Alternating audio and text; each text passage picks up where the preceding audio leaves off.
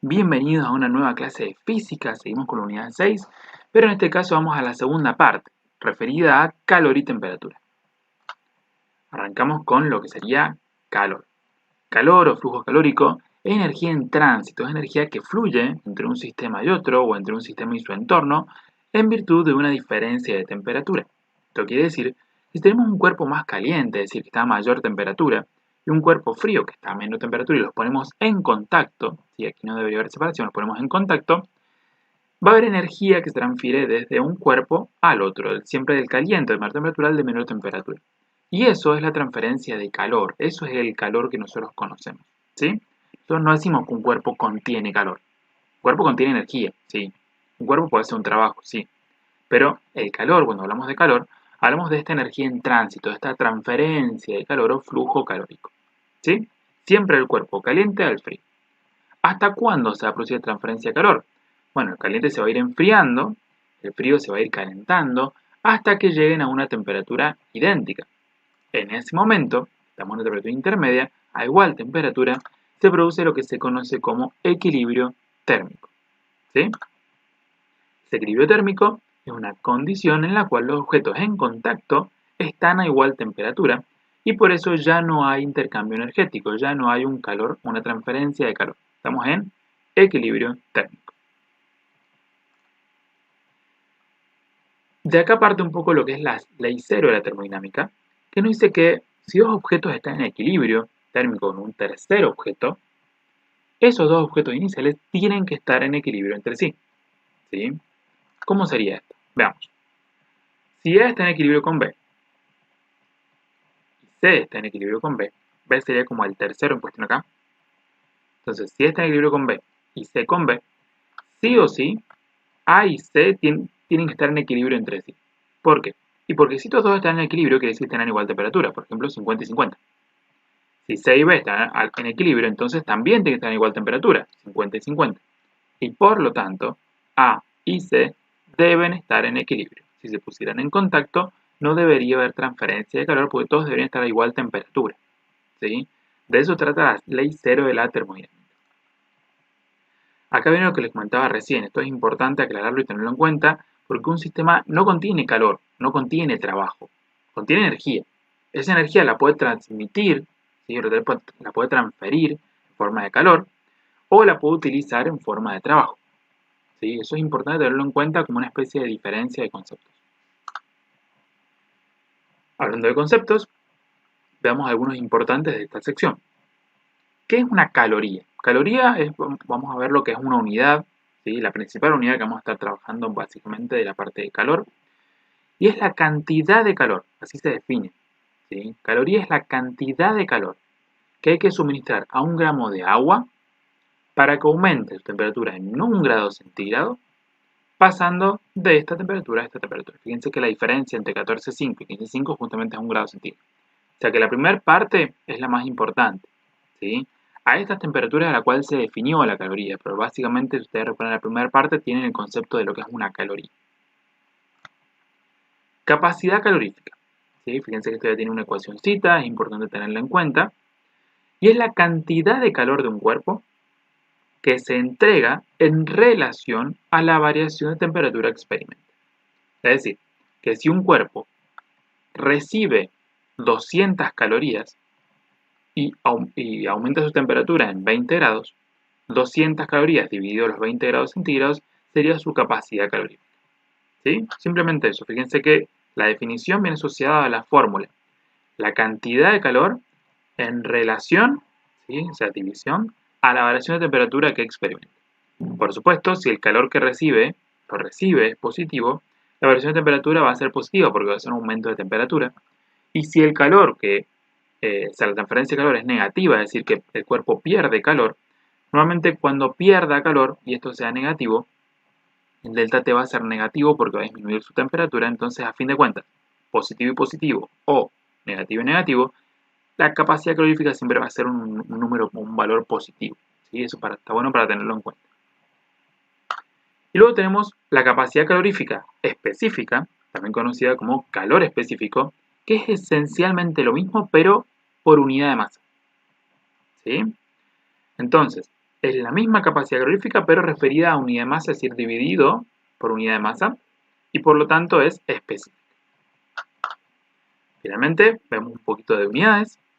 Tenemos el Joule, porque justamente el calor es una transferencia de energía, ¿sí? Es una especie de forma de energía. Por lo tanto, se puede medir en joules, que sería la unidad internacional, pero se utiliza muchísimo más la caloría, y acá tienen la posible equivalencia. Pueden aprenderse la que más les guste, ¿sí? Que una caloría es 4,186 joules, o que un joule es 0,24 calorías. ¿Sí? Ambas están bien, solamente están como invertidas, por así decirlo. Con que se sepan una de las dos, está perfecto para hacer cualquier intercambio. Y para que veamos las unidades de calor específico, las más usadas son para el calor la caloría, para la masa el gramo, para el delta T grados centígrados. Lo cual no quiere decir que no puedan haber otras. Por ejemplo, en vez de caloría podrían haber joules y en vez de gramo podría haber un kilogramo, por ejemplo. Ahora vamos a ver un temita que por ahí confunde mucho al principio, pero una vez que lo enganchen es muy sencillo. Es la diferencia entre el calor sensible y el calor latente. El calor sensible vamos a llamarle al calor que normalmente conocemos, ¿sí? Que necesitamos para aumentar o disminuir una temperatura de una masa de sustancia de determinado calor específico. Y ese es el calor que vamos a estar calculando en general, que es calor específico multiplicado por la masa que estamos elevando o disminuyendo la temperatura, multiplicando por el delta T. Fíjense que esto y esto siempre son positivos, la masa de calor específico, entonces el que me va a dar el signo, me va a indicar si está ganando o perdiendo calor, es la variación de temperatura. Si esto es positivo y la temperatura aumenta, el calor será positivo y está ganando. Si esto es negativo y la temperatura disminuye, esto será negativo porque se está perdiendo o disipando el calor. ¿Sí? Eso está bueno para tenerlo en cuenta. Entonces, siempre que esté produciendo yo un cambio de temperatura, para enfriar o para calentar, va a ser calor sensible el que estoy entregando o el que estoy recibiendo. ¿Sí? Eso es lo que conocemos como calor sensible. En el apunte ustedes tienen esta tabla con un montón de capacidades caloríficas específicas. ¿Sí? Fíjense que este es el calor específico que vamos a estar utilizando. Por supuesto, a veces lo vamos a ver en otras unidades. No hace falta saberlos. ¿Sí? El que se pueden saber es el del agua, pero ya lo vamos a ver que en calorías es más fácil aprendérselo. En otra unidad, digamos. Pero si esta tablita tengan la mano por si la quieren utilizar durante el práctico. ¿Sí? Durante el TP les piden algún calor específico, no lo tienen a mano, bueno, lo pueden venir a buscar acá. Pero no hace falta que se lo sepan de memoria, esto se lo van a dar. El único que no les dan es el del agua. Y esto que está acá, para que lo sepan, ¿sí? Fíjense que esto M mayúscula es la masa molar, que lo han visto en química, solamente que estén en vez de gramo mol está en kilogramo mol. Y esta es la capacidad calorífica molar. Es como el calor específico, pero fíjense que en vez de kilo abajo tiene moles. ¿Sí? Entonces, esta relación al calor específico con la masa molar se relacionan para encontrar esta. ¿Sí? Tampoco la vamos a utilizar básicamente mucho. La que vamos a usar nosotros es esta en base a la masa. Luego tenemos el calor latente. ¿Qué es el calor latente? ¿Cómo se diferencia del anterior? Bueno, calor latente también es calor, también es una transferencia de energía, pero se utiliza para realizar un cambio de estado. ¿Sí? Un cambio de estado, un cambio de fase, es decir, para pasar de sólido a líquido, para pasar de líquido a gas o viceversa. ¿Y cómo es esto? Bueno, cuando se produce un cambio de fase, estos cambios de fase se producen a temperatura constante. ¿Sí? Ya lo vamos a comentar hoy un poquito más adelante con el agua. Pero siempre a temperatura constante. Quiere decir que mientras yo estoy pasando, por ejemplo, de agua líquida a vapor, la estoy hirviendo, la temperatura siempre es la misma. Desde que empezó a hervir hasta que todo el agua se convirtió en vapor, la temperatura se mantiene a 100 grados centígrados, por ejemplo. No hay cambio de temperatura. Entonces el delta T vale 0.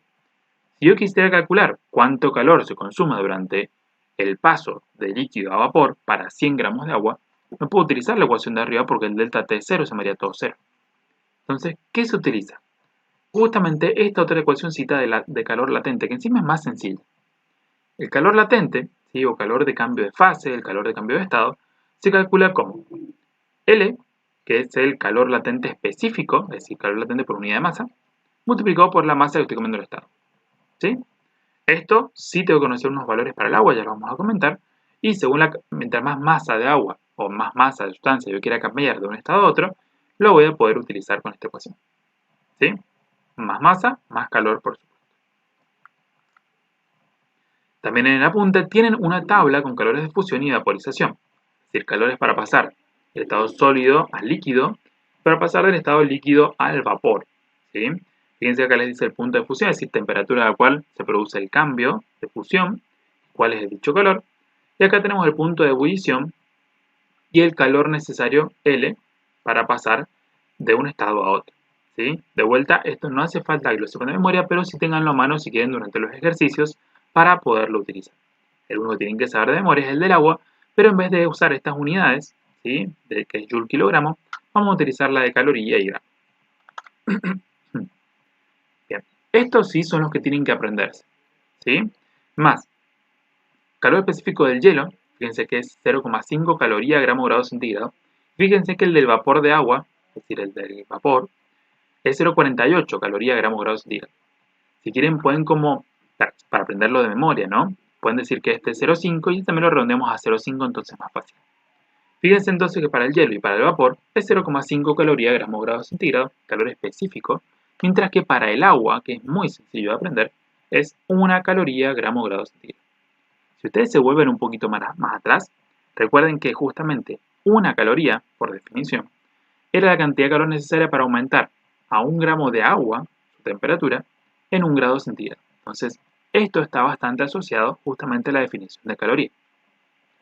Estos tres valores tenganlos a mano hasta que lo tengan más o menos aprendidos. Y luego tenemos los calores latentes específicos para el agua, de fusión y de vaporización. Fíjense que el calor, la L sería esta, necesario para hacer fusión o hacer solidificación de 1 gramo de agua, son 80 calorías. ¿Sí? Porque es 80 calorías por gramo. Y para vaporizar, ¿sí? Es mucho más, son 540 calorías gramo. De vuelta, estos dos valores sí debemos aprenderlos y después si quiero puedo pasar a calorías al kilo. Un detallito nomás acá. Esto que tenemos acá y acá serán los calores de fusión y de vaporización. ¿Sí? ¿Por qué? Porque para hacer pasar de estado sólido a líquido yo tengo que darle calor a la sustancia, entonces es un calor positivo. Y para vaporizar, para pasar de líquido a vapor, también es positivo porque tengo que darle calor a la sustancia. Sin embargo, cuando quieren usarlo como solidificación o para condensar, es al revés. Para yo pasar del estado líquido al sólido, tengo que eliminar calor. Entonces, ¿es 80 calorías gramo? Sí, pero es negativo, es menos 80 calorías gramo para solidificar. Y para condensar, lo mismo. Si al vapor yo le quiero quitar energía para pasarlo a líquido, son 540 calorías gramo, pero como se lo estoy quitando, debería poner el mismo valor en negativo. Entonces, esta tablita tengan la mano hasta que a poquito se la van aprendiendo, pero tranqui que son valores dentro de todo sencillos. Luego, fíjense acá tenemos un diagrama. Igual pueden analizar cómo se va produciendo el calentamiento, ¿sí?, de una cierta masa de agua desde menos 25 grados centígrados hasta 125. Fíjense que estos grafiquitos los van a ver bastante seguidos en la práctica o los pueden hacer para guiarse, que es la temperatura en el eje Y y el tiempo, ¿sí?, o la transferencia de calor puede estar también en el eje X. A veces acá abajo vemos el calor entregado y a veces vemos el tiempo, ¿sí? Con el calor entregado incluso es un poquito más útil porque vamos viendo cuánto calor se gasta para esto, cuánto calor se gasta para esto y así. Pero fíjense el grafiquito que está bueno saber qué pasa en cada etapa.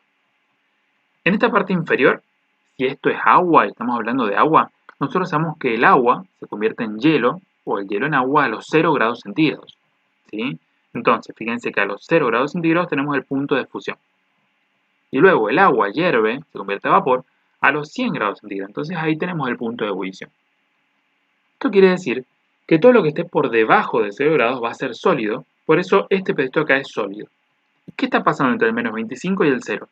Entre menos 25 y 0, a medida que pasa el tiempo, fíjense cómo va variando la temperatura.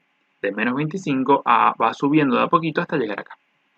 Eso sería calor sensible, ¿sí? Porque es un calor utilizado para aumentar la temperatura del hielo y utilizaría la masa, que es la que estamos utilizando durante todo el gráfico, masa M, el delta T sería 0 menos 25, serían 25 grados centígrados de delta T, y el calor específico de este pedacito sería el del hielo, 0,5. Luego, a 0 grados, nosotros tenemos que agarrar todo el hielo y convertirlo en líquido antes de empezar a aumentar la temperatura. Para eso utilizamos calor latente, ¿sí? Entonces, desde acá hasta acá, todo el hielo se va convirtiendo en agua líquida. Y para eso utilizamos calor latente, que sería masa multiplicada por el calor latente de fusión. ¿Sí? En este punto se habla de un equilibrio de fases sólido-líquido porque a medida que empezamos a transformar el hielo en líquido, acá en el medio vamos a encontrar pedacitos de hielo coexistiendo con agua líquida. La única temperatura a la cual pueden estar coexistiendo juntos. Después, una vez que todo el hielo se derritió, tenemos solamente agua líquida y a partir de ahí podemos empezar a levantar la temperatura nuevamente. ¿Sí? En este caso se fue aumentando progresivamente desde 0 hasta 100. Todo ese proceso es calor sensible utilizado para aumentar la temperatura de la fase líquida. Pero cuando llegamos al 100, empieza a hervir. Ahí aparece la primer burbujita de vapor. ¿Sí? Y ahí llegamos al punto de ebullición y acá se empieza a ver un equilibrio de fases, es decir, coexisten la fase líquida con el vapor. ¿Sí? El líquido con las burbujas. Coexisten durante toda esta sección. ¿Por qué? Y porque mientras hierve, la temperatura permanece constante hasta que todo el líquido se transforma en vapor, que sería este puntito de acá. El calor necesario para hacer este proceso va a ser igual a la masa multiplicada por justamente el calor de vaporización que lo tenemos acá, 540. Y luego, de este calor latente de cambio de estado, tendríamos acá, llegamos a este punto, todo el líquido ya se convirtió en vapor, todo este vapor ahora lo va a empezar a calentar, ¿sí? Hasta la temperatura que nosotros queramos. En este caso se calentó desde 100 hasta 125. Y por supuesto, para este pedacito que sería de calor sensible porque hay un aumento de temperatura, utilizaríamos el calor específico del vapor. ¿Sí? Entonces, acá usamos el calor específico del hielo, acá utilizamos el calor latente específico de fusión, acá utilizaríamos el calor específico del agua líquida, 1, acá el calor de vaporización, que es este, y acá el calor específico del vapor de agua. ¿Sí? Eso siempre está bueno que lo vayan identificando, reconociendo y practicando para tenerlo en cuenta. Ahora vamos a hablar de equilibrio y conservación. Conservación de energía, por supuesto, casi aplicando el mismo principio de siempre. Cuando nosotros transferimos energía desde el cuerpo de mayor temperatura al de menor temperatura, ¿sí? Vamos a siempre asumir que esa energía no se pierde, ¿sí? No se va al ambiente, no se pierde, sino siempre vamos a asumir que esto está re bien aislado y por lo tanto toda la energía que el cuerpo caliente pierde se transfiere al cuerpo frío. Eso se simboliza con esta pequeña ecuación. Es todo lo que tengo que saber es esto, ¿sí? Que la energía que el cuerpo de mayor temperatura pierde, por eso le ponemos el negativo acá, es igual a la temperatura que el cuerpo 2 gana. Por eso el Q2 acá es positivo. ¿Sí? Simplemente eso, que no se pierde calor. Esto también se lo pueden llegar a encontrar si este Q1 que está restando, ustedes lo pasan sumando, pueden encontrárselo como que 0 es igual a Q1 más Q2. ¿Sí? Pero realmente es más fácil muchas veces de arrancar así y empezar a despejar desde acá. Menos Q1 es igual a Q2. Supongamos que acá no hay cambio de estado. Podría ocurrir, sí, pero supongamos que no hay cambio de estado, que lo único que va a pasar es que este cuerpo se va a enfriar y este se va a calentar para llegar a un equilibrio térmico. Si sucede eso, que no hay cambio de estado, entonces este sería calor sensible y este recibiría calor sensible. Recordemos que el calor sensible es calor específico por masa por delta T. Entonces, el calor 1 sería calor específico 1 por masa 1 por delta T y el Q2 sería calor específico 2 por masa 2 por delta T. Si los dos líquidos son agua, los calores específicos por supuesto son iguales. Pero puede ser que las masas sean diferentes, porque acá puse más líquido y acá menos, y puede ser que el delta T sean diferentes. Capaz que este pasó, no sé, de 80 grados a 50 y este pasó de 5 grados a 10. ¿Sí? Dependiendo de si los calores específicos son iguales o diferentes, dependiendo de las cantidades de masa, etc. ¿Sí? Pero esto se refiere cuando tenemos equilibrio térmico, hay conservación de energía y por supuesto una transferencia de energía en forma de calor. ¿Sí? Esto lo usamos mucho en la práctica. Acá hay un dato relativamente importante porque es una palabra que la van a escuchar, la van a leer, la van a ver en algunos problemas, y es la palabra de calorímetro. ¿Qué es un calorímetro? Bueno, los dispositivos utilizados para medir cantidad de calor, ¿sí? O incluso a veces para analizar el color específico de una masa de sustancia, se denomina calorímetro. ¿Sí? están basados en la transferencia de calor sin pérdidas externas ni ganancias del exterior, es decir, recipientes totalmente aislados. Eso se conoce como recipiente adiabático. Adiabático es que no hay ni ganancia ni pérdida de calor con el medio, con el exterior. ¿Sí? Eso es lo que es adiabático. Pero estos son calorímetros. ¿Sí? Son como, piensen que es como un vasito en el cual ustedes ponen adentro unas sustancias para que intercambien energía entre sí sin que se pierda energía con el exterior. Es como un termito muy bien aislado, básicamente. ¿Sí? Normalmente el calorímetro, vamos a pensar que está muy bien aislado y también vamos a pensar que el calorímetro no consume calor y le da calor al sistema nuestro. Ejemplo, fíjense que van a tener dos ejemplos en el cuadernillo, por eso ejemplo 1 y ejemplo 2. Ejemplo 1 va a ser un cambio de temperatura sin cambio de fase. ¿Sí? Tenemos una taza que tiene una masa de 0,12 kilogramos, inicialmente estaba a 20 grados, era su temperatura inicial, y vertemos en ella 0,3 kilogramos de café que estaba a 70 grados. ¿En qué temperatura final alcanzan la taza y el café cuando lleguemos al equilibrio térmico? ¿Sí? Vamos a suponer que el calor específico del café es el del agua y que no hay intercambio de calor con el entorno. ¿Sí? Y la taza es de aluminio, es importante porque necesitamos saber qué material tiene. Fíjense que acá no nos están dando los calores específicos, por eso tienen que irse a la tablita de la punta y fijarse cuál es el calor específico del aluminio, cuál es el calor específico del agua. E inicialmente vamos a partir de un esquemita parecido a este, ¿sí? Porque para separar un poco los datos y no perdernos. El café, temperatura inicial 70 grados centígrados. La masa 0,3 kilogramos. Calor específico, si vamos a la tablita y buscamos el calor específico del agua, vamos a encontrarla en joules, kilogramo, grado Kelvin, pero no hay problema, porque podemos trabajar el ejercicio en joules, no hay drama. Y como la masa está en kilos, el calor específico está en kilos, no nos va a producir ningún problema. ¿Sí? ¿Qué queremos encontrar del café? La temperatura final, que sería la temperatura de equilibrio entre el café y la taza. La taza empezó a 20 grados centígrados, que es su temperatura inicial. Queremos ver cuál es la temperatura final.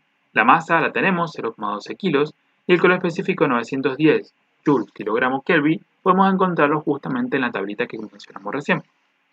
Entonces ahora planteamos el equilibrio térmico, como les dije, simplemente esta formulita. El calor que pierde el cuerpo caliente, que sería el café, está más caliente, más temperatura, lo va a ganar el cuerpo frío, sería la taza. Entonces, calor específico 1 por masa 1 por delta T, que es temperatura final menos inicial, es igual a calor específico 2 por masa 2 por delta T2, sería temperatura final menos temperatura inicial 2. Detalle muy importante, la temperatura de equilibrio, es decir, la temperatura final, es igual para ambos cuerpos, porque justamente vamos a llegar al equilibrio térmico, vamos a llegar al punto en el cual están a igual temperatura y por lo tanto no se va a producir más intercambio de calor. En ese punto de equilibrio térmico, justamente las temperaturas finales tienen que ser iguales, por eso le he llamado T, y no hay ninguna diferencia entre una T y la otra. Ahora, este creo que es el ejercicio más complejo de equilibrio porque hay que despejar esa T y está de los dos lados. Normalmente hay que despejar solamente una masa, entonces todo el resto pasa dividiendo, o hay que despejar esta T de acá, o este calor específico de acá, y ya está. Pero este caso es como el más complejo porque hay que justamente despejar la temperatura final, y la temperatura final o de equilibrio se encuentra de ambos lados del signo igual, entonces hay que tratar de buscar la manera de distribuir esto y después los términos que tengan t, juntarlos de un lado al igual, los que no tengan t del otro lado, etc. Es como despejar una x de una ecuacióncita un poquito compleja. Bien, reemplazamos los datos. Calor específico 1, masa 1, temperaturas, calor específico 2, masa 2, temperaturas. Un detalle que van a encontrar acá, fíjense que el calor específico acá abajo decía Kelvin, yo acá le puse grados centígrados. ¿Por qué? Esto lo vamos a ver cuando veamos temperaturas, pero para que lo sepan. En el calor específico, si acá dice grado Kelvin, el denominador, o dice grado centígrado, es lo mismo. Porque estamos trabajando con variaciones de temperatura. Y las variaciones de temperatura en centígrado y en Kelvin son iguales. ¿Sí? En Fahrenheit no. Pero las variaciones de temperatura en centígrados y en Kelvin siempre son iguales. Por supuesto, no es lo mismo 0 grados centígrados que 273 grados Kelvin, pero ahí estoy hablando de una temperatura puntual. Yo les digo que las variaciones de temperatura en centígrados y en Kelvin son iguales. Y como el calor específico, la unidad que está abajo, salió de una variación de temperatura, se dice K de Kelvin o dice centígrados es lo mismo, así que es mejor trabajarlo así para trabajar en grados centígrados. Salvo que quieran pasar todas las temperaturas a grados Kelvin, lo cual estaría perfecto, pueden hacerlo. Bien, entonces, Fíjense, todas las unidades cierran porque estos kilogramos se van a eliminar. Este joule, cuando pase dividiendo, en algún momento se elimina con este joules. Los grados centígrados también. Entonces, todas las unidades son homogéneas. Por lo que, cuando ya me aseguré que las unidades son homogéneas, cualquier temperatura que yo obtenga acá tiene que estar en esta misma unidad, grados centígrados. ¿Y eso qué me permite? Y me va a permitir, por un tema de facilidad para poder trabajar la matemática ahora, sacarme de encima las unidades, porque yo ya sé que cuando despeje la temperatura va a estar en grados centígrados. ¿Sí?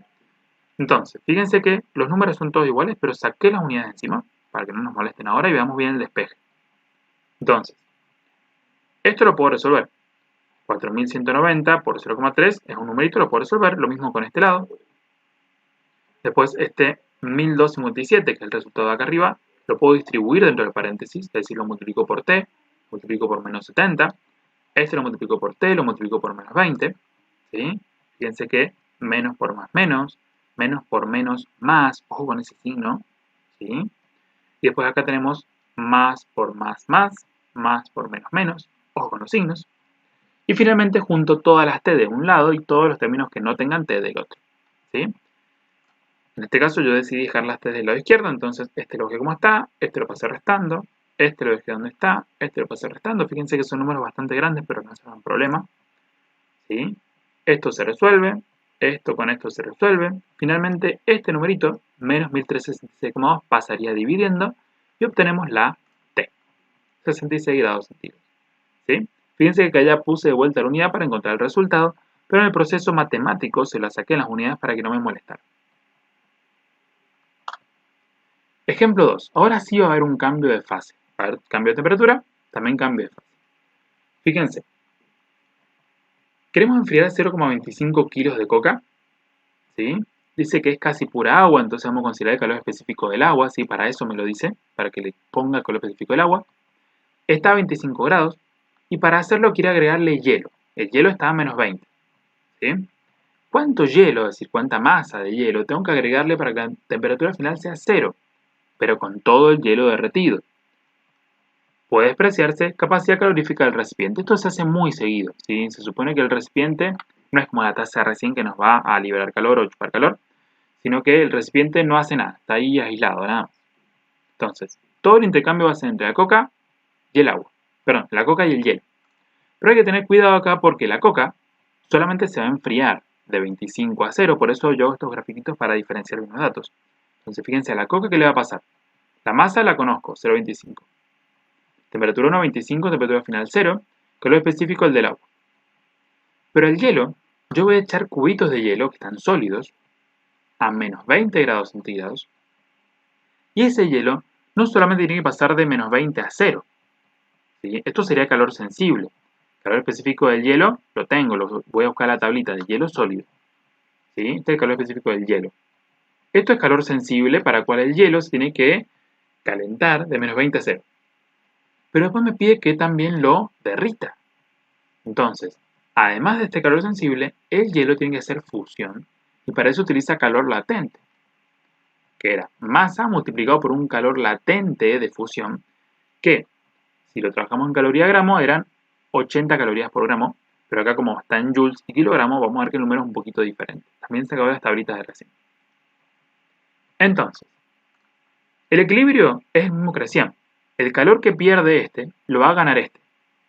¿Sí? Entonces, menos Q1 es igual a Q2. Pero el Q2 se va a dividir en dos pedacitos. ¿Sí? Justo el Q2 es el positivo, entonces no hay problema con los signos. El Q2 va a ser una parte calor sensible para calentar el hielo y una parte calor latente que va a ser para derretir ese hielo. El Q1, por su parte, calor sensible nada más porque va a bajar la temperatura de la coca, ya está. Entonces, calor específico de la coca, por la masa de la coca, por temperatura final de la coca que es 0 grados, menos temperatura inicial de la coca que también la tenemos. Después el calor sensible del hielo, calor específico del hielo, por la masa del hielo, por la temperatura final del hielo, menos la inicial del hielo. Fíjense que la final de ambos es la misma, 0 grados en este caso, por eso lo llamé T. Y a este lado le sumamos el calor latente, que es calor latente específico de fusión, multiplicado por la masa de hielo. Ahora podemos reemplazar los datos. ¿Sí? Fíjense que conocemos absolutamente todos, menos justamente la masa de hielo. La masa de hielo que se calienta es la misma masa de hielo que se va a derretir y no la conocemos, entonces esa es nuestra incógnita. Revisamos las unidades y fíjense que todas las unidades son homogéneas, todas las masas están en kilos, todas las temperaturas están en grados centígrados, las energías, digamos, están en joule. Entonces, como todas las unidades son homogéneas, ¿sí? No está mezclado caloría con joule, por ejemplo, podemos sacarnos de encima las unidades y trabajar la parte matemática, ¿sí? Fíjense, menos 1490, perdón, 4190, el 0,25, acá esto ya está resuelto, 0 menos 25 menos 25, resolvimos el paréntesis, 2100, 0 menos 20 sería 0 más 20, ¿sí? La m también bajó, esto numerito bajó con notación científica como estaba, y la masa m.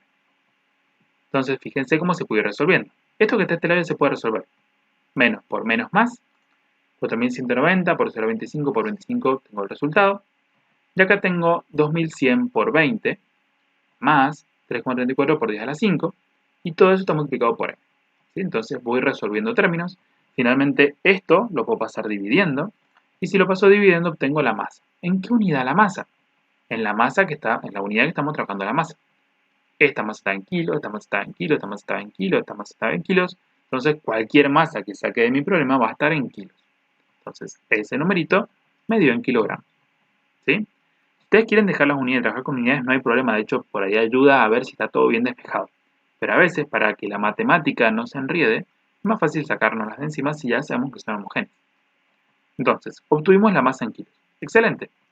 Si la quiero en gramos, bueno, recuerden que 1 kilo son 1000 gramos. Entonces corro la coma 3 veces. 1, 2, 3. Me queda 69,65 gramos. Esa sería la masa de hielo que estaba acá y acá. ¿Y qué es lo que tengo que agregar a la coca para lograr ese cambio de temperatura? Con fusión de hielo.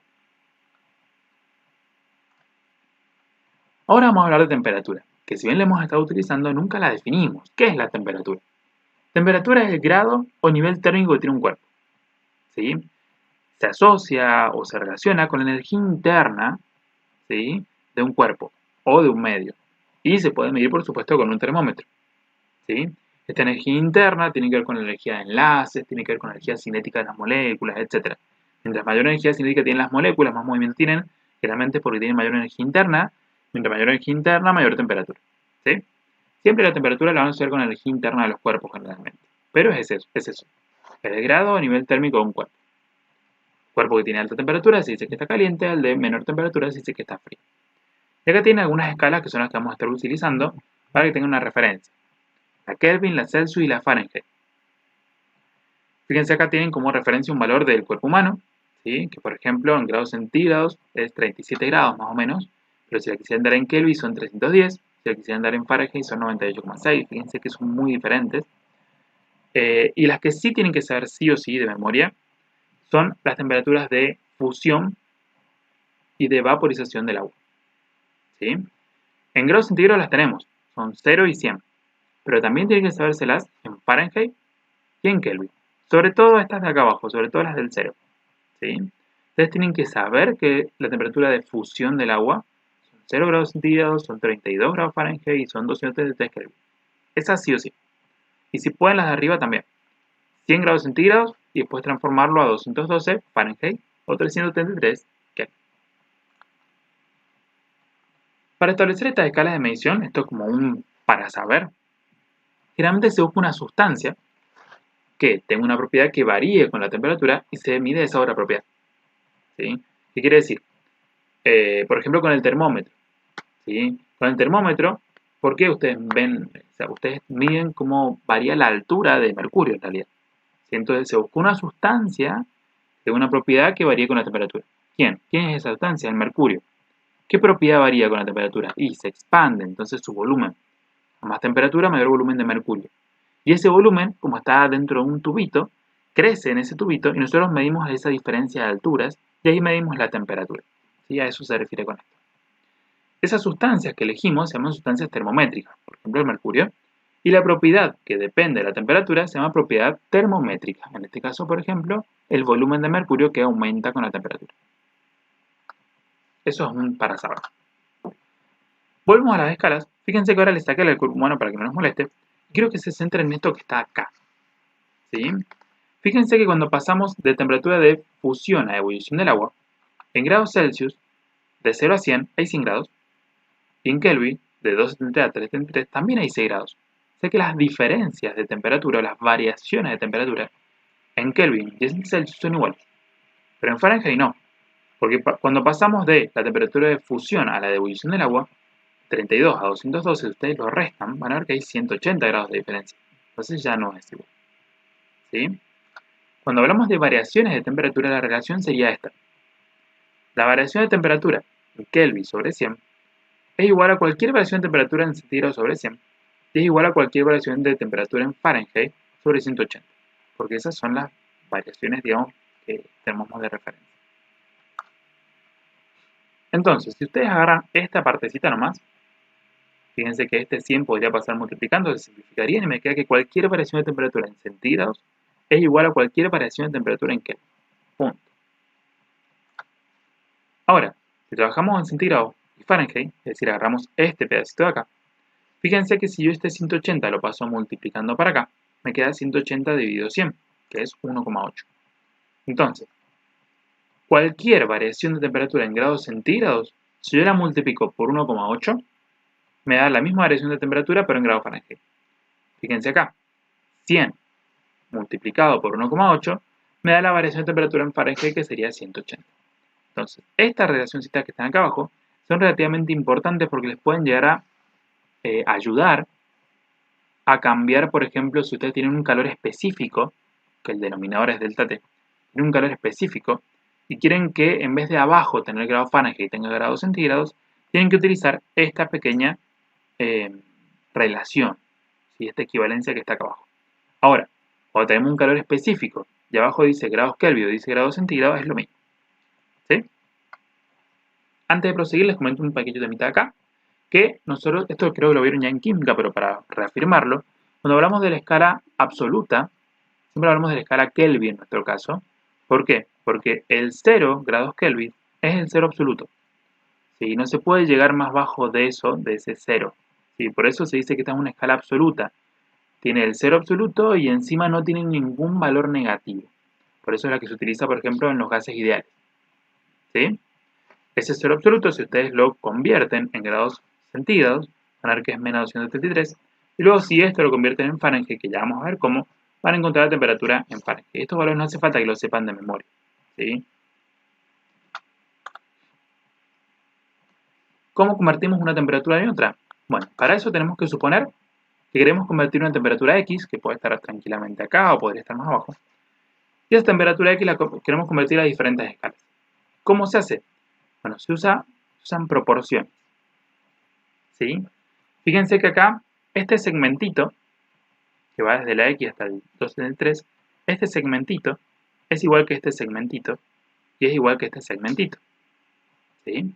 Y a su vez, este segmento, que eran 100 Kelvin, es igual a este segmento, y es igual a este segmento. No estoy hablando del número, estoy hablando de la distancia. Imagínense este segmentito si fuese un palito. ¿Sí? Entonces, se dice que este segmento es a este, entonces X menos 273 es a 100 Kelvin, como este segmentito, que sería X menos 0 grados centígrados, es a 100 Celsius, como este segmentito, que es X menos 32, es a 180 grados. ¿Sí? De ahí, ¿sí? de esos, ¿cómo se llama? De esos segmentitos y sus relaciones, sale esta relación grande que tenemos acá entre Kelvin centígrado y entre centígrado y Fahrenheit. Por eso les decía recién que por ahí estos valores de acá sí tienen que sabérselos. Entonces el 3, el 0 y el 32, porque son los que se utilizan para los intercambios de unidades, ¿sí? En la temperatura. ¿Cómo? Bueno, fíjense qué pasa si agarramos esto, solamente los Kelvin y los centígrados. ¿Sí? Fíjense que este 100 lo puedo pasar multiplicando para acá y se simplificaría con este 100. Entonces me queda solamente que esto, menos 273, es igual a X grados centígrados menos 0. El menos 0 no hace falta poner. Entonces, si yo tengo una temperatura en grados Kelvin y la quiero convertir en grados centígrados, tengo que restarle 273. De igual manera, si este 273 ustedes lo pasan sumando, cualquier temperatura en grados centígrados más 273 nos da la temperatura en Kelvin, que esto también lo sabían de química. ¿Y Fahrenheit? Bueno, para Fahrenheit vamos a hacer este pasaje. ¿Sí? Este 0 no hace falta ponerlo, entonces sería grados centígrados dividido 100. Y lo que podemos hacer si queremos, ¿sí? No es necesario, pero si queremos, este 180 lo pueden pasar multiplicando. Entonces les quedaría 180 dividido 100 por xc, 1,8 por x grados centígrados, es igual a grados Fahrenheit menos 32. Quiere decir que si ustedes tienen una temperatura en grados centígrados y la quieren convertir en Fahrenheit, tengo que multiplicarla por 1,8 y después sumarle 32, que pasaría sumando. Y si ustedes tienen una temperatura en grados Fahrenheit y la quieren pasar a centígrados, primero tienen que restarle 32 y al resultado lo tienen que dividir por 1,8. Si la recuerdan, genial, pero si no, con que se sepan esto y después despejen bien, es totalmente aceptable. ¿Se puede pasar de Kelvin a Fahrenheit directamente? Sí, tendría que agarrar esta fórmula, juntarla con esta y ver qué es lo que me queda. Pero generalmente no se hace, normalmente se pasa de centígrados a Kelvin, de centígrados a Fahrenheit, y si quiero pasar de Kelvin a Fahrenheit, se lo pasa a grados centígrados y después se lo pasa a Fahrenheit, por un tema de no recordar todas las equivalencias. Ejemplo, temperatura corporal. Vamos a ver qué pasa si ponemos un trozo de hielo en la boca. En algún momento, todo ese agua se va a pasar a hielo. ¿Sí? Nosotros sabemos que el hielo se derrite a 0 grados centígrados, entonces 0 grados centígrados son 32 grados Fahrenheit. La temperatura corporal son 98,6 grados Fahrenheit. ¿Sí? Fíjense, está todo dado en Fahrenheit. Ahora me pide que esas dos temperaturas las exprese en grados centígrados y Kelvin y después calcule los delta T. Es decir, esto, temperatura final menos inicial, para los tres casos. ¿Sí? Entonces, temperatura 1, no hace falta que nos pongamos a pasar ese 32 grados Fahrenheit a las otras temperaturas porque ya lo sabemos, ¿sí? Están en la escala. Solo sabemos que 32 grados Fahrenheit es la temperatura de fusión del hielo. Entonces, es 0 grados centígrados y 273 Kelvin. ¿Sí? Ese sí no hace falta pasar. Pero este sí.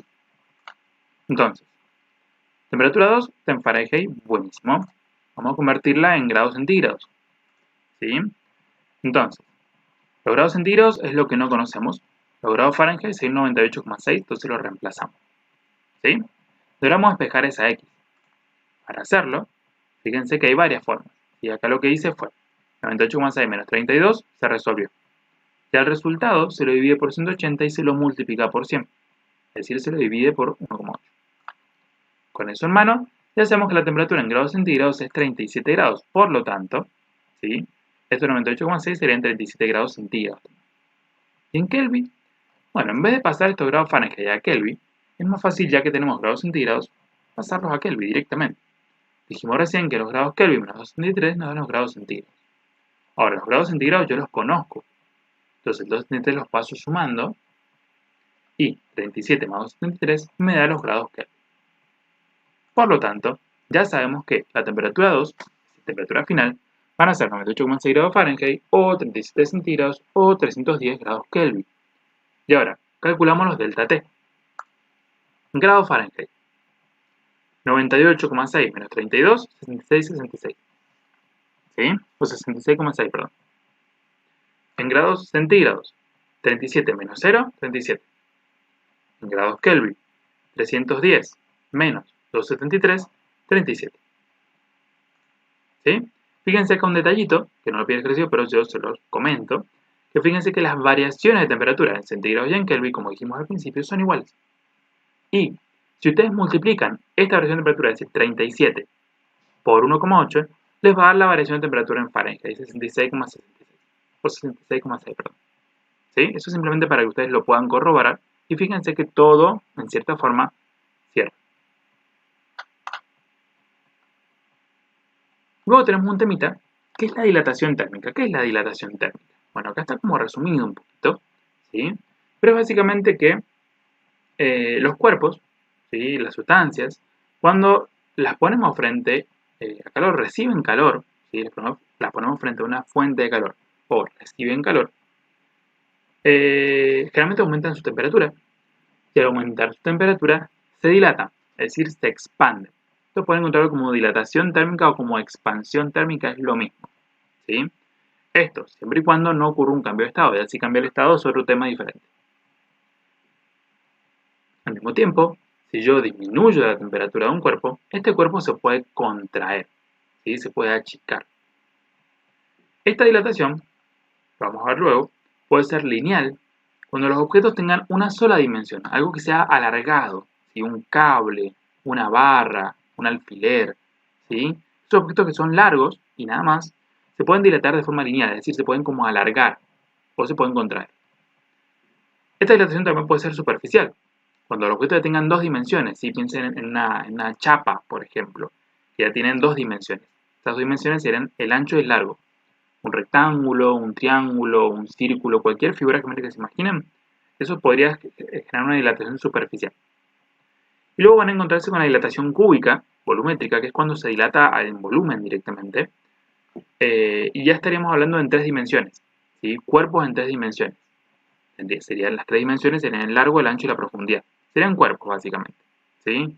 Un cubo, una esfera, un cilindro, ¿sí? Y por supuesto, los gases y los líquidos entrarían acá en dilatación cúbica, porque no tienen forma, ¿sí? Entonces los gases y los líquidos se dilatan en volumen. Entonces entran acá en dilatación cúbica. Esto sucede porque generalmente cuando aumentamos la temperatura, ¿sí? Un delta T positivo, aumenta la temperatura, aumenta el tamaño, la expansión, y si la temperatura disminuye, entonces un delta T negativo, el cuerpo se achica, ¿sí? Se contrae. Empecemos con la dilatación lineal, ¿sí? La representación gráfica más frecuente es esta. Nosotros siempre pensamos en una barra, o en un alfiler, o en un cablecito, ¿sí?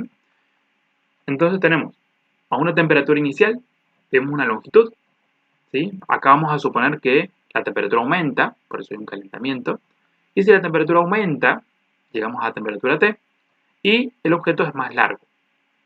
Ocurrió una dilatación, ocurrió un delta L, ¿sí?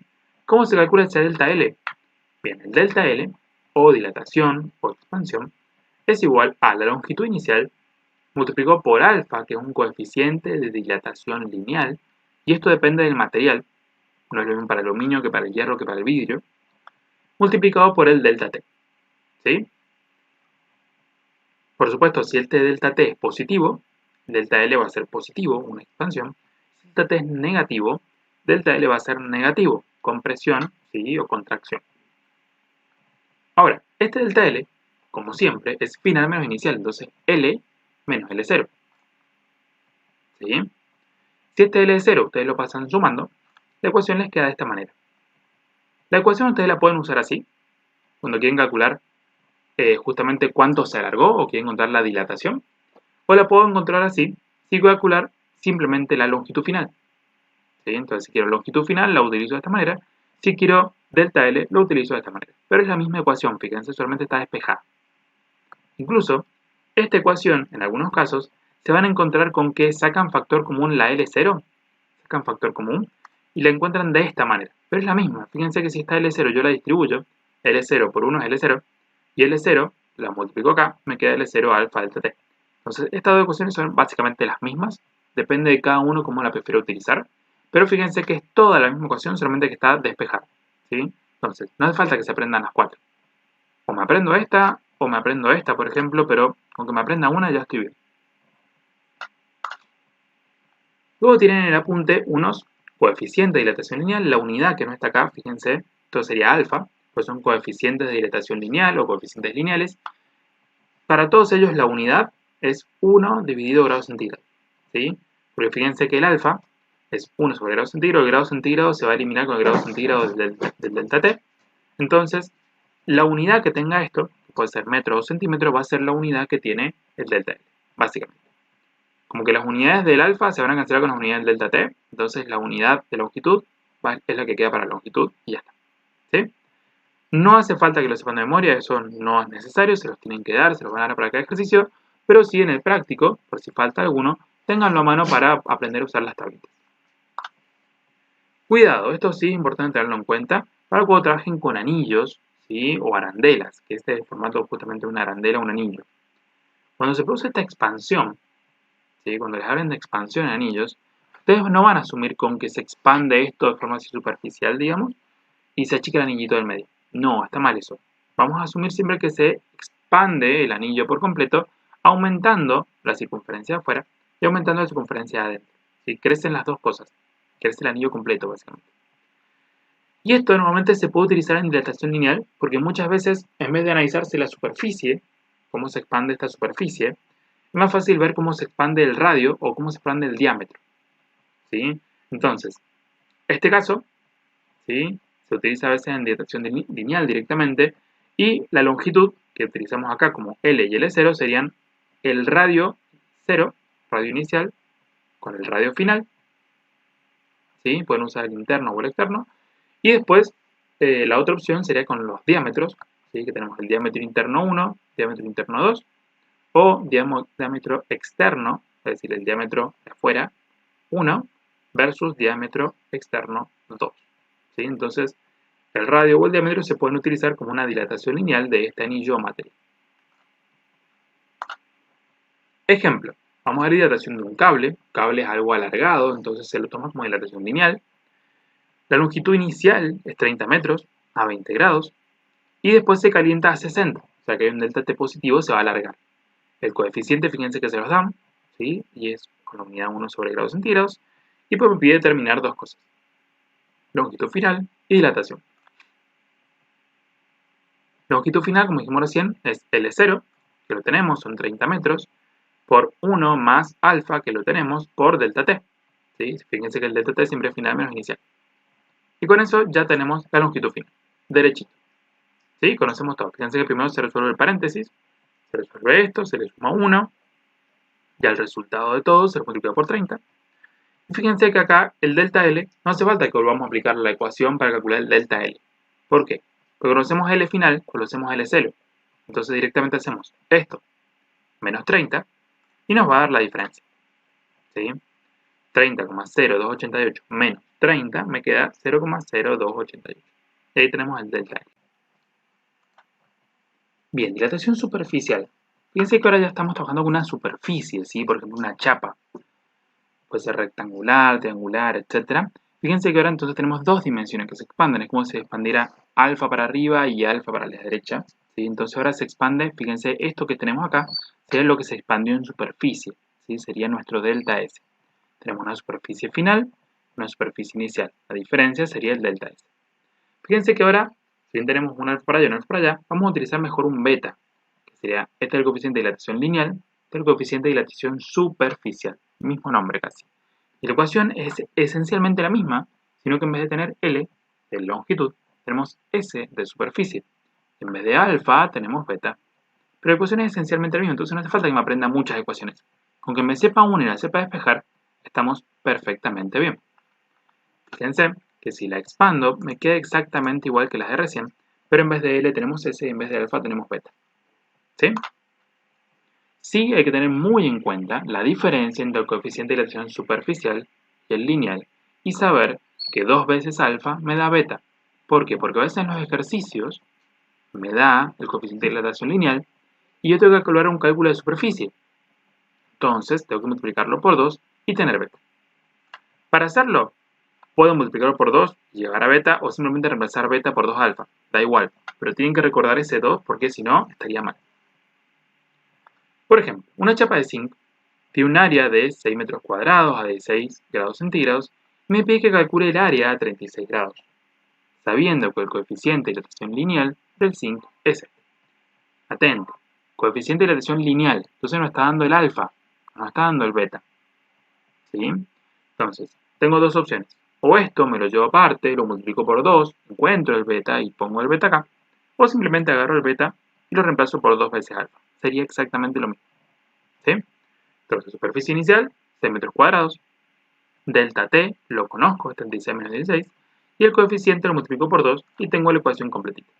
Entonces, acá creo que falta un corchetito, pero de vuelta, todo esto lo puedo resolver. 2 por 27 por 10 a la menos 6 por delta T, que sería 20. Al resultado le sumo 1 y al resultado de todo eso lo multiplico por 6, encontrando la superficie final.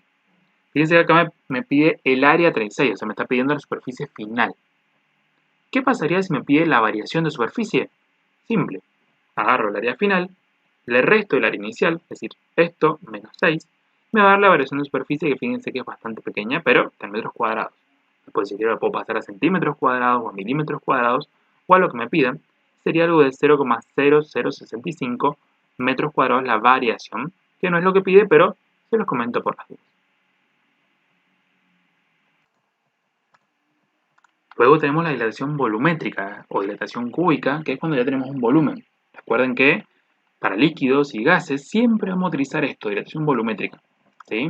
Pero en sólidos, que también aumenten en volumen, ¿sí? Como puede ser tranquilamente un recipiente, tenemos que utilizar justamente dilatación volumétrica en general, ¿sí? Sobre todo cuando de dato tenemos el volumen inicial y tenemos el volumen final. Bien, dilatación volumétrica, tenemos tres dimensiones, ¿sí? Fíjense, tenemos el ancho, tenemos el alto, tenemos la profundidad, y por tanto tenemos 3 veces alfa, y eso se convierte en lo que sería gamma, que sería el coeficiente de dilatación volumétrica, mientras que alfa era el lineal, ¿sí? La ecuación exactamente igual que antes, solamente que en vez de L o S tenemos B, porque ahora es volumen en vez de longitud o superficie. Entonces tenemos que la variación de volumen es B0 por coeficiente volumétrico por delta T. Y todas las ecuaciones son exactamente iguales, solamente con volúmenes y con este gamma. Siempre recuerden que gamma es igual a 3 veces alfa. Esto es muy importante porque, como dijimos recién, a veces queremos la dilatación volumétrica o volúmenes finales y tenemos el lineal. Entonces tenemos que convertirlo. Por ejemplo, un cubo metálico tiene un volumen, ¿sí? 20 centímetros cúbicos, tenemos la temperatura inicial, y queremos el volumen final cuando la temperatura sea de 25 grados centígrados. Entonces tenemos el delta T, tenemos el volumen inicial, y fíjense el coeficiente, nos da el coeficiente de dilatación lineal. ¿Nos sirve? Sí, pero no de forma directa. Este coeficiente, para transformarlo en volumétrico, podemos multiplicarlo por 3 y luego traerlo y reemplazarlo, o bien agarrar en la formulita y en vez de poner gamma ponemos 3 veces alfa y estaríamos haciendo lo mismo. Entonces, 3 por 0,000022, ¿sí?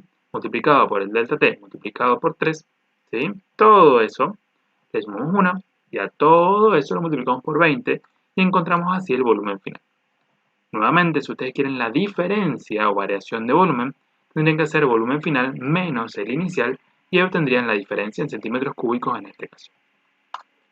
Y finalmente, dilatación volumétrica 2.0 le llamé yo, pero en realidad es más de lo mismo, es cuando tenemos líquidos y gases, ¿sí? Como les dije recién, sí o sí, para líquidos y gases tienen que tener en cuenta que es dilatación volumétrica y no superficial ni lineal, ¿sí? Entonces, las ecuaciones son exactamente las mismas que acabamos de ver, no hay ninguna diferencia, y los coeficientes no hace falta que lo sepan de memoria, pero tienen algunos para tener de ejemplo ahí en el apunte, ¿sí? Estos son coeficientes ya volumétricos, fíjense, entonces ya directamente son gamma, no hace falta ninguna transformación. ¿Y qué pasaría si tenemos un recipiente sólido y adentro del recipiente tenemos un líquido? Porque ahí cuando yo haga expansión, los dos se van a expandir. Cuando yo haga compresión, los dos se van a comprimir. Entonces, ¿qué puede pasar? Y bueno, puede pasar, que generalmente sucede, que el líquido suele tener un coeficiente volumétrico mayor que el del sólido. Entonces, ¿qué sucede?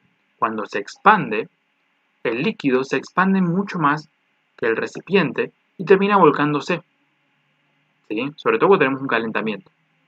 Entonces, se produce un desbordamiento, se produce un vuelque. Y a veces nos pide calcular ese vuelque justamente. ¿Cómo lo calculo? Bueno, si el recipiente al principio, supongamos, estaba lleno, el volumen del recipiente es igual al volumen del líquido incluido, porque si el recipiente es de 20 litros y estaba lleno, tengo 20 litros de líquido también. Luego se expande. El líquido se expandió más que el recipiente, entonces se volcó un poquito. ¿Por qué se volcó? Porque el volumen final del líquido es más grande que el volumen final del recipiente. Entonces, con la diferencia del volumen final del líquido menos el volumen del recipiente que me quedó, siempre volúmenes finales, voy a poder encontrar el volumen ese que se ha volcado o se ha desbordado. ¿Cómo lo calculo? Bueno, puedo agarrar esta formulita que tengo acá, ¿sí? Calcular el volumen final del líquido por un lado, calcular el volumen final del recipiente por otro, y luego restarlos, y listo. O bien puedo hacerlo todo de una. ¿Cómo sería todo de una? Bueno, veamos. Si esto para el líquido lo reemplazo y le resto el volumen final, pero para el recipiente, fíjense que los volúmenes iniciales B0 son iguales para ambos, el delta T es el mismo para ambos, ¿sí? Porque tienen igual temperatura inicial, igual temperatura final, y lo único que cambia acá serían los coeficientes volumétricos, para el líquido y para el sólido que es el recipiente. Este menos, ahora lo distribuyo acá adentro, Fíjense que usa algo muy particular. Como este volumen 0 es igual que este volumen 0, y acá tengo sumando, acá lo tengo sumando, se van a simplificar, se van a cancelar en realidad. Y me va a quedar esto, ¿sí? Que fíjense que justamente es la variación de volumen del líquido.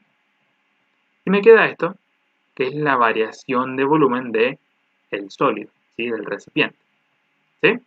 Entonces, para calcular el volumen desbordado, se calcula con la variación de volumen del líquido menos la variación de volumen del recipiente. Un dato que les puede ser útil para más adelante. Si esto en vez de calentarlo yo lo hubiese enfriado, el líquido se comprime más que lo que se comprime el recipiente. Entonces, ¿qué va a pasar? Me va a quedar el recipiente más chiquito, pero el líquido mucho más chiquito. Entonces me queda un espacio vacío. Y ese espacio vacío se calcula igual que acá, pero al revés.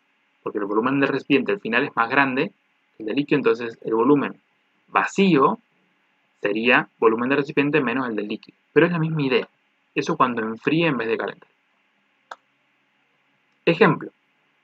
Tenemos un frasco de vidrio de 200 centímetros cúbicos, es el volumen inicial, lleno a borde con mercurio. Quiere decir que el volumen inicial este es para el frasco y para el mercurio.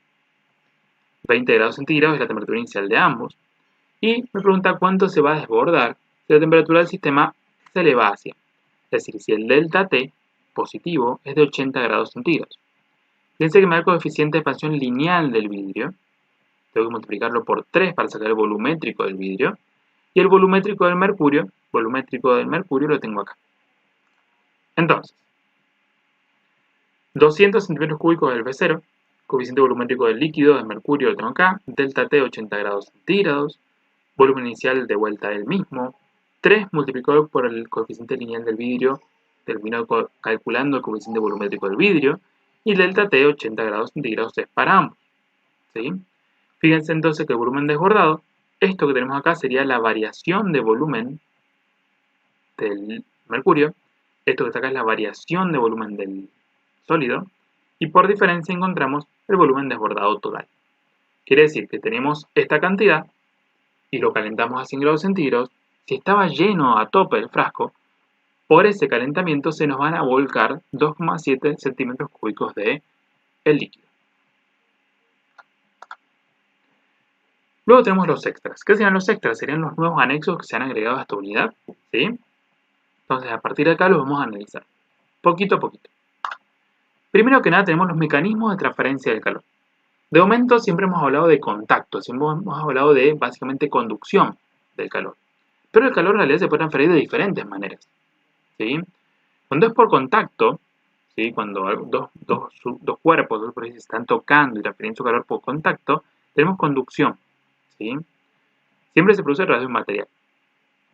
Si en cambio, esto se produce en líquidos y en gases, la transferencia de calor se da por movimiento, ¿sí? Que el gas asciende, baja, se mueve, y por eso se produce una transferencia de calor.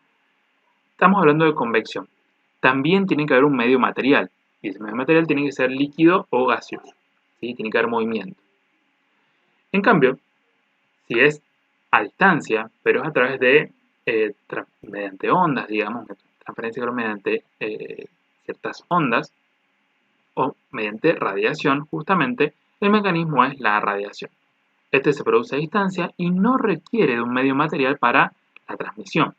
Por ejemplo, entre el Sol y la Tierra se produce una radiación y esa radiación llega a través del vacío, es decir, que no requiere un medio material para transmitirse.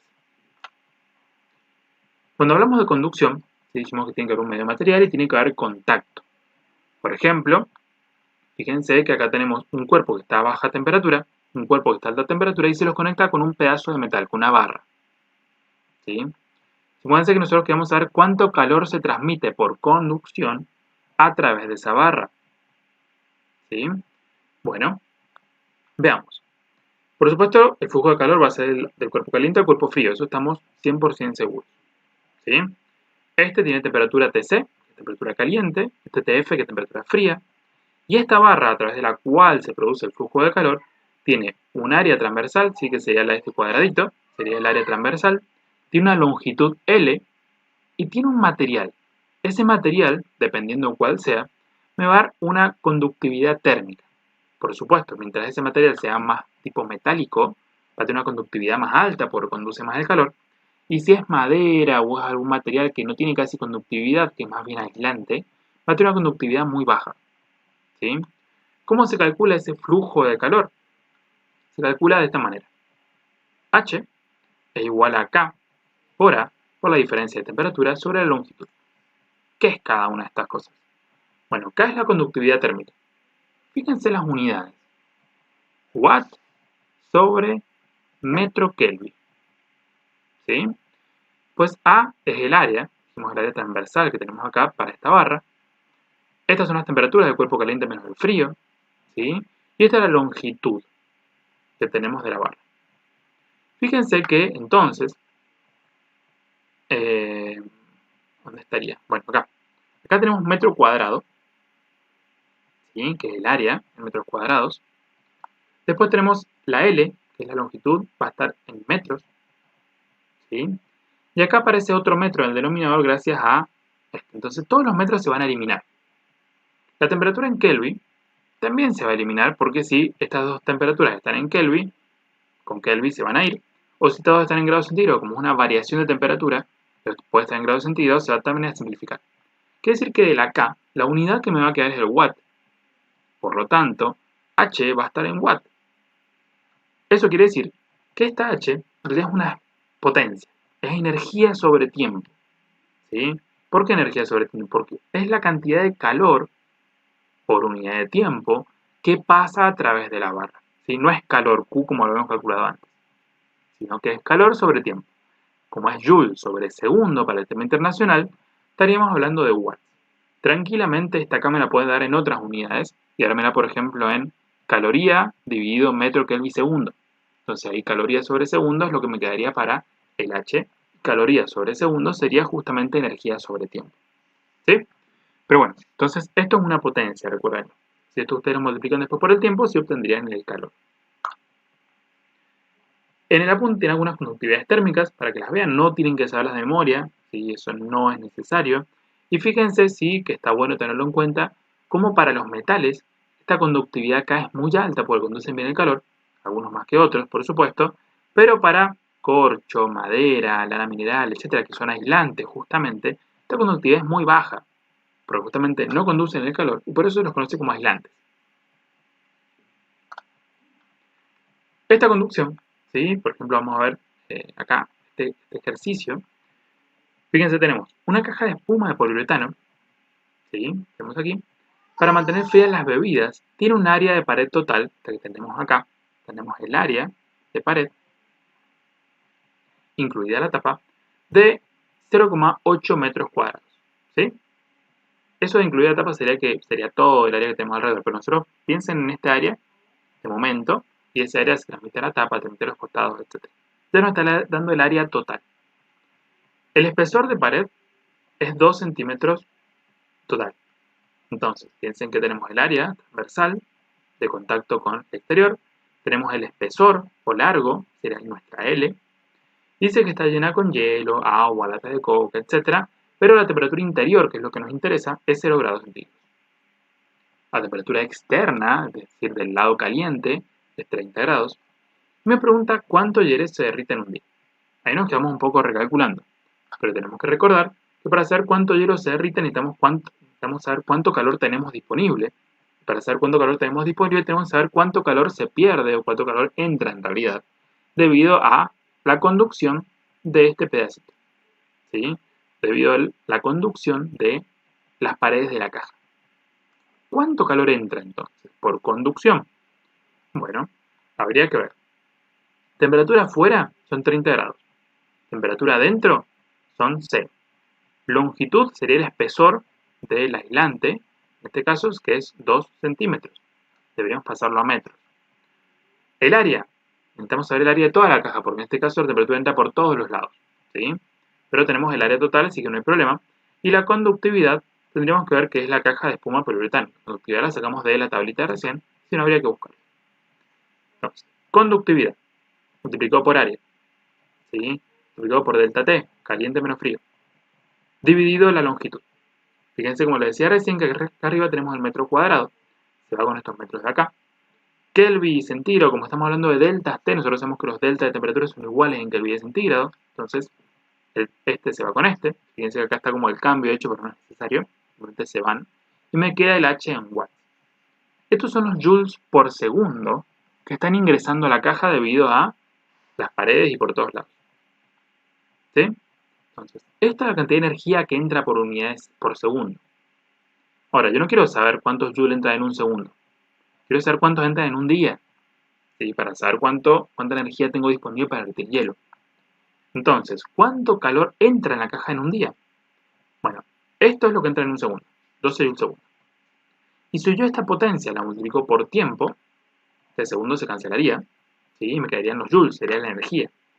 Y si después lo quiero pasar a caloría, bueno, pero si no, ya tengo la energía que entra, el calor que entra en forma de energía, y lo tengo en joules.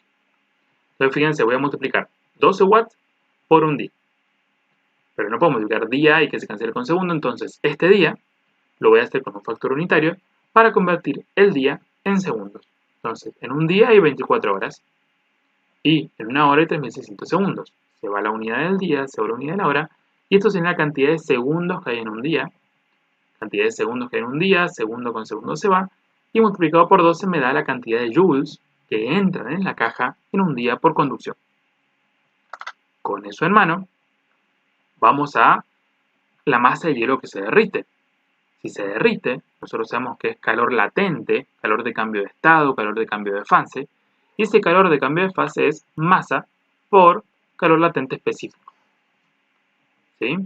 Ese calor latente específico nosotros lo teníamos en calorías. Si lo teníamos en joules, lo podemos usar directamente si lo tenemos en joules, pero si lo tenemos en calorías, ¿qué hacemos? Bueno, si lo tenemos en calorías, tenemos que convertir nuestros joules en calorías simplemente. Pero bueno, ¿cuánto hielo se va a derretir? ¿Cuál es la masa? La despejamos de acá. Masa Q sobre L. Calor. Es el calor que ingresó en la caja durante todo el día, lo calculamos hace un segundito. Con esta equivalencia de acá, lo convertimos en calorías. Recuerden que 0,24 calorías aproximadamente es un joule. Entonces convertimos los joules a calorías. Este es el calor latente de fusión del hielo. Para 1 gramo de hielo, 180 calorías. Entonces, caloría con caloría se cancela y me va a quedar el resultado en gramos. Estos son los gramos de hielo que se van a derretir en un día. Y si quiero lo puedo pasar a kilos. Recuerden que un kilo son 1000 gramos. Entonces corro la coma 3 veces, 1, 2, 3, me queda 3,097 o 3,1 kilogramos aproximadamente. Luego tenemos la convección. Como les comenté al principio, la convección se da más que todo cuando tenemos un fluido, ya sea agua o aire, y ese fluido está en movimiento. ¿Por qué? Porque la convección es como un proceso que incluye dos procesos internos. Es un proceso de transmisión de calor que incluye la conducción entre las moléculas. Cuando hay choque entre las moléculas o hay contacto entre las moléculas, se produce una pequeña conducción, pero mucho más importante es el segundo mecanismo dentro de la convección, que es justamente la transferencia de energía por el movimiento que hay del fluido. ¿Sí? ¿Por qué? Bueno, porque el fluido, a medida que se calienta, ¿sí?, va expandiéndose, bajando su densidad y se va yendo para arriba.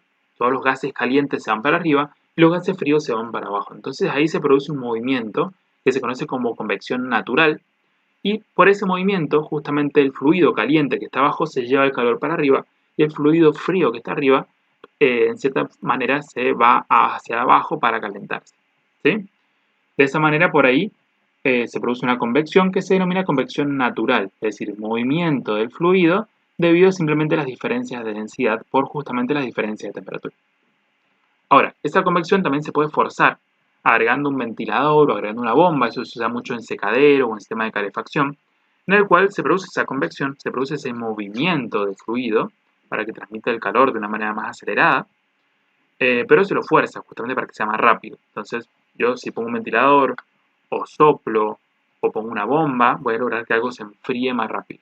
¿Sí? ¿Por qué? Y porque me llevo el calor de la zona por convección de una manera más acelerada. Y luego tenemos la radiación, para la cual sí tenemos una ecuacióncita de vuelta. Se ve difícil, pero tranqui que cuando tenemos todos los datos es súper sencillo de usar. Y la radiación es la transferencia de calor por ondas electromagnéticas. ¿Sí? Esto lo van a ver más adelante, pero puede ser por luz visible, puede ser infrarrojo, puede ser ultravioleta, etc. Es transferencia de calor por ondas. ¿Sí? Bien, entonces, fíjense que se produce a distancia Y como dijimos recién, no requiere que haya un medio material en el medio. Para convección tiene que haber un medio material. Para conducción tiene que haber un medio material. Para radiación no es necesario. Podría haber vacío acá y no habría problema. ¿Sí? Todos los objetos emiten radiación. Pero por supuesto, los objetos calientes, es decir, que están a alta temperatura, es más la radiación que emiten que la que absorben. Entonces se consideran que emiten radiación, que emiten calor, por ejemplo, emiten energía, mientras que los objetos que están a menor temperatura es mucha más la radiación que absorben que la que emiten. Entonces son objetos que van a absorber energía porque están fríos para calentarse. ¿Sí? De todas maneras, nosotros lo que calculamos con esto es la cantidad de energía que emiten los cuerpos. No importa si está a 10 grados o a 1000 grados o a, no sé, menos 13 grados centígrados. Vamos a calcular con esto la energía que emiten las superficies. Esta ecuación, sí o sí, la temperatura tiene que ir en Kelvin, porque sí o sí tiene que ser temperatura absoluta. Acá no pueden usar centígrados, no pueden usar Fahrenheit, nada. Sí o sí en Kelvin, eso sí. Y fíjense qué es cada cosa. H es el flujo de calor, igual que recién, fíjense que de vueltas en watt, serían joules sobre segundos que se emiten o se irradian por un objeto. Esta es la constante de Stefan Boltzmann y siempre, siempre, siempre el mismo valor. Siempre es esto. ¿Sí? Pueden como redondearlo capaz a 5,67 por 10 a la menos 8, entonces queda 5, 6, 7, 8 y es más fácil de recordar el número. ¿Sí? El área es la superficie del objeto en metros. El área superficial sería en metros cuadrados. ¿Sí?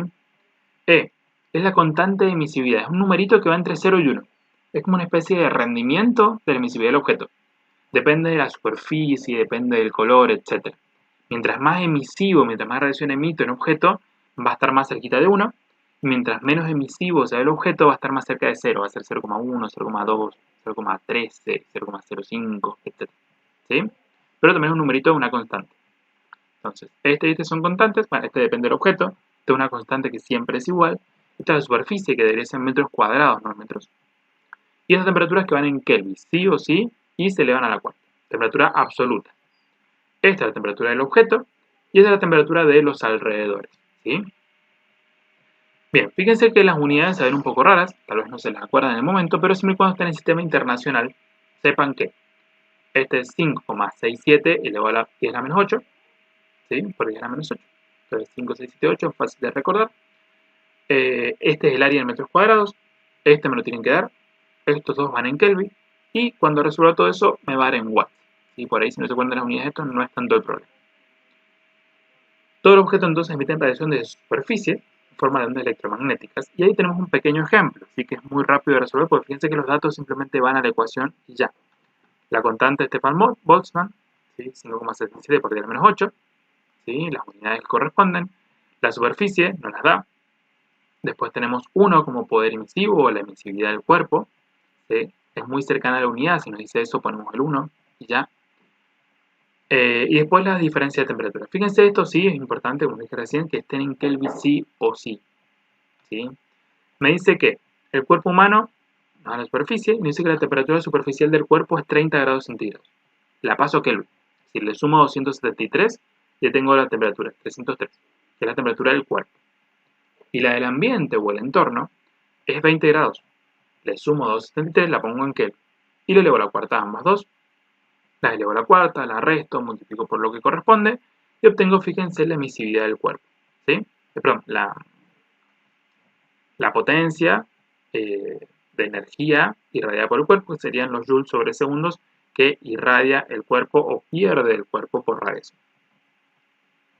Fíjense que a pesar de que la fórmula se ve complicada, es bastante sencillo porque realmente los datos los tengo todos. Justamente mientras más complicada es la fórmula, más sencillo podéis calcularlo porque me tienen que dar todos los datos casi exactos. Luego tenemos algo que es el trabajo en procesos termodinámicos. ¿Cómo se relacionan estos dos temitas?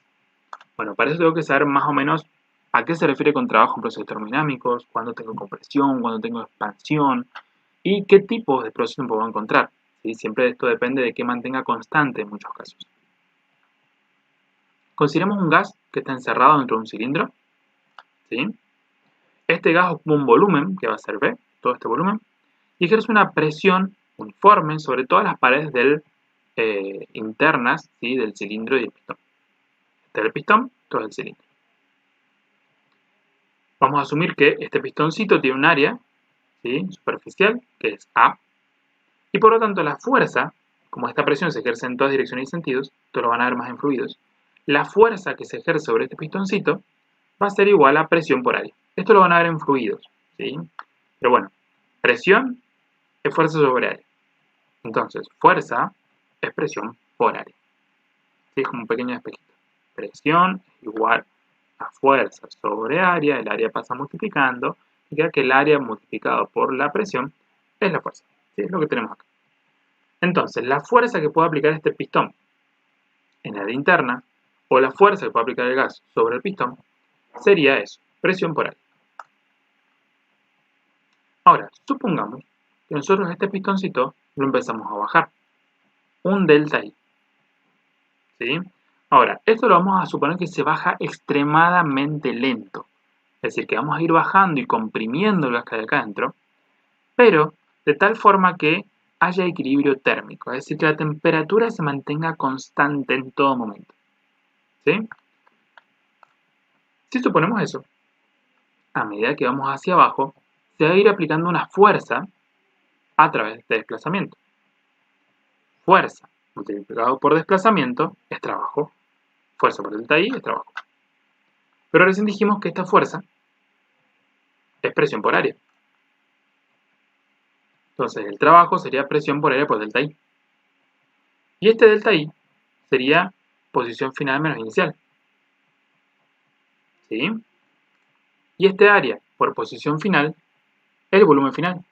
Sería el volumen final. Área por posición inicial sería el volumen inicial. Entonces, si nosotros restamos, ¿sí?, los volúmenes y lo multiplicamos por la presión, vamos a obtener el trabajo desarrollado sobre el gas. ¿Sí? Más o menos esa es la idea. Fíjense que, viéndolo de otra manera, área multiplicado por delta I nos da el volumen este que bajó, esa variación de volumen que hay entre esto y esto. Esa es la variación de volumen. Y esa variación de volumen es exactamente lo mismo que la diferencia entre este volumen y este. Nos va a dar siempre este pedacito. Entonces, de todo esto, con lo que más tiene que quedar es esto, que el trabajo en procesos termodinámicos se obtiene, ¿sí?, cuando generamos un trabajo a presión constante generalmente y generamos una diferencia de volumen. ¿Sí? Entonces, el trabajo realizado sobre un gas a presión constante es W igual a menos presión por variación de volumen. ¿Por qué es esto? Ahora vamos a analizar el tema del signo, porque hay un signo acá. Compresión. Esta variación de volumen en la compresión es negativa. ¿Sí? ¿Por qué? Y porque la variación de volumen va a ser negativa. Voy a ir de un volumen más grande a uno más chico, estoy comprimiendo. ¿Sí? Entonces, esto es negativo, con este negativo se van a cancelar y me queda un trabajo positivo. ¿Por qué? Porque en la compresión el trabajo se hace sobre el gas. Entonces es como estar apretando un resorte que después si lo suelto va a poder hacer mucho trabajo. Lo mismo pasa con el gas. Como que yo lo estoy comprimiendo. Si lo suelto va a poder hacer una expansión más grande. Entonces, en la compresión, que esto es negativo, con este negativo de la ecuación se va a hacer positivo y el trabajo va a ser positivo. El trabajo de compresión entonces es positivo. En cambio, en la expansión, delta es positivo, este negativo se me va a quedar todo negativo y me va a dar un trabajo negativo. ¿Por qué? Porque en la expansión es como que el gas gasta energía para expandirse y por eso el trabajo tiene que ser negativo. Entonces el trabajo de expansión, debido a esto, me va a quedar negativo. Si el volumen permanece en máximo, estamos hablando del pistón, no se mueve el pistón básicamente, el trabajo es cero. ¿Por qué? Porque no hay variación de volumen. Si la variación de volumen es cero, porque el volumen siempre es constante, esto es S0, todo esto es S0 y el trabajo es S0. Esto es lo más importante de esta primera sección, esto es con lo que tienen que quedar. Lo otro es como la explicación de por qué llegamos a esta ecuacioncita, por qué trabajo de repente es presión por variación de volumen. Pero bueno, ese es el trabajo en procesos termodinámicos y hay que recordar con el significado. ¿Sí? Entonces, trabajo es menos presión por variación de volumen. Recordarlo y recordar los signos. Bien, en general, cuando nosotros graficamos, ¿sí?, una transformación termodinámica, se grafican grafiquitos así. Gráficos de presión versus volumen. Y esto que está acá se llama isoterma. Es decir, que durante todo este proceso entre 1 y 2 Nos vamos moviendo a temperatura constante. ¿Sí? Fíjense que acá de todas maneras hay una variación de presión, hay una variación de volumen, porque paso de P1 a P2, paso de P1 a P2, pero se mantiene la temperatura constante. De todas maneras, en estos gráficos, todo el área bajo la curva, ¿sí?, es el trabajo efectuado. Esto no le presten atención al tema de la integral. Presten atención a esto que tenemos acá arribita. ¿Sí?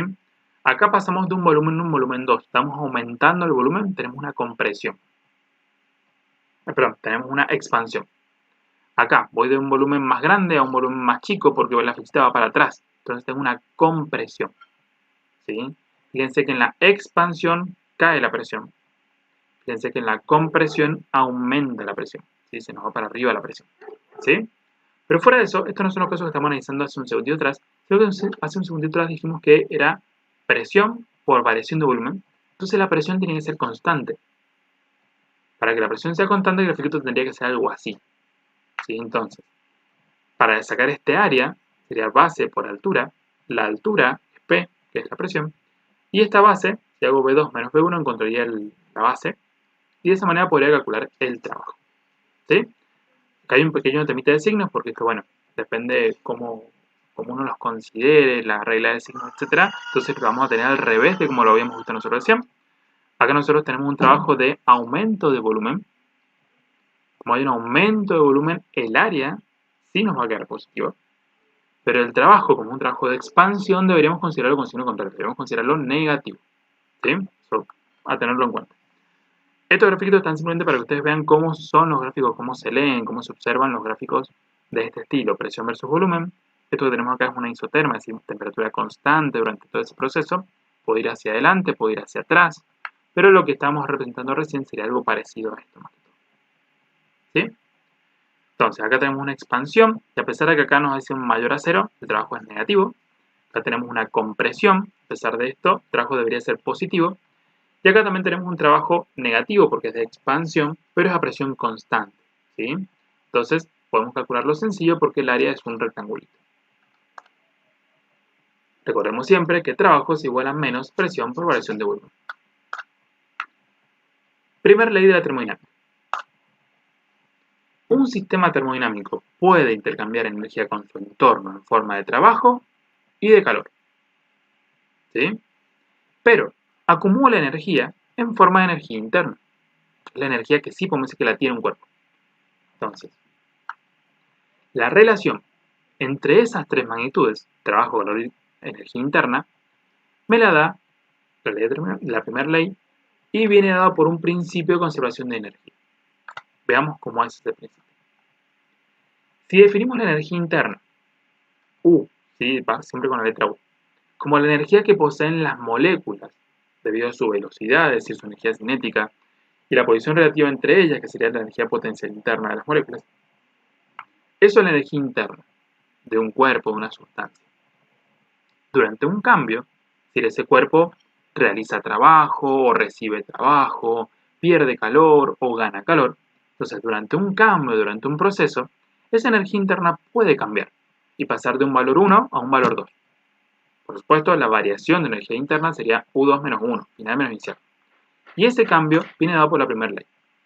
La variación de energía interna, que es U2 menos U1, ¿sí? Siempre la van a calcular con la primera ley, salvo que tengan estos datos así particularmente. Sabemos que la transferencia de calor es una transferencia de esa energía. Entonces, acá van las reglitas que hay que tener en cuenta. Si nosotros tenemos una cierta cantidad de energía U1, que vamos a pasar una cantidad de energía U, es decir, se va a producir un cambio de energía interna, delta U. ¿Cómo pasa esto? Bueno, si le damos energía en forma de calor a un sistema, y este no hace trabajo, es decir, no hay variación de volumen, no hay trabajo envuelto, la energía interna, va a aumentar en igual cantidad que el calor que le entrego. Es decir, que todo el calor que recibe el cuerpo, toda esa energía en forma de calor que recibe, va a ser igual a la variación de energía interna. Si pierde calor, la variación va a ser negativa. Si gana calor, la variación va a ser positiva. Pero van a ser en igual cantidad. Siempre y cuando no haya trabajo.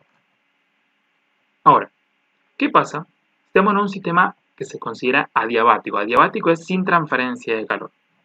¿Sí? No hay ningún tipo de transferencia de calor. No se pierde calor, no se recibe calor. Simplemente el sistema realiza un trabajo. Bueno, ese trabajo lo va a hacer a expensas de su energía interna. Entonces, el trabajo va a ser igual a la variación de energía interna. Por supuesto, si este trabajo es de expansión, va a ser negativo.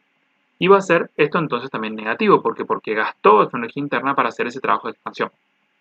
Mientras si el trabajo es de compresión, es decir, positivo, esto va a ser positivo porque recibió trabajo externo y se comprimió, entonces recibió energía interna, aumentó su energía interna. Ahora, si hay transferencia de calor y hay trabajo envuelto, el cambio total de energía interna es delta U igual a calor menos trabajo.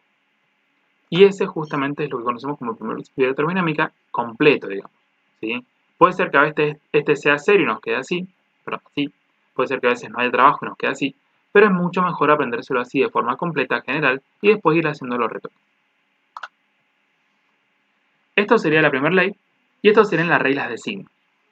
Cuando el trabajo sea como entrante, es decir, bueno, vamos a verlo en orden, ¿sí? Cuando el calor sea entrante, si esté ganando calor, es positivo.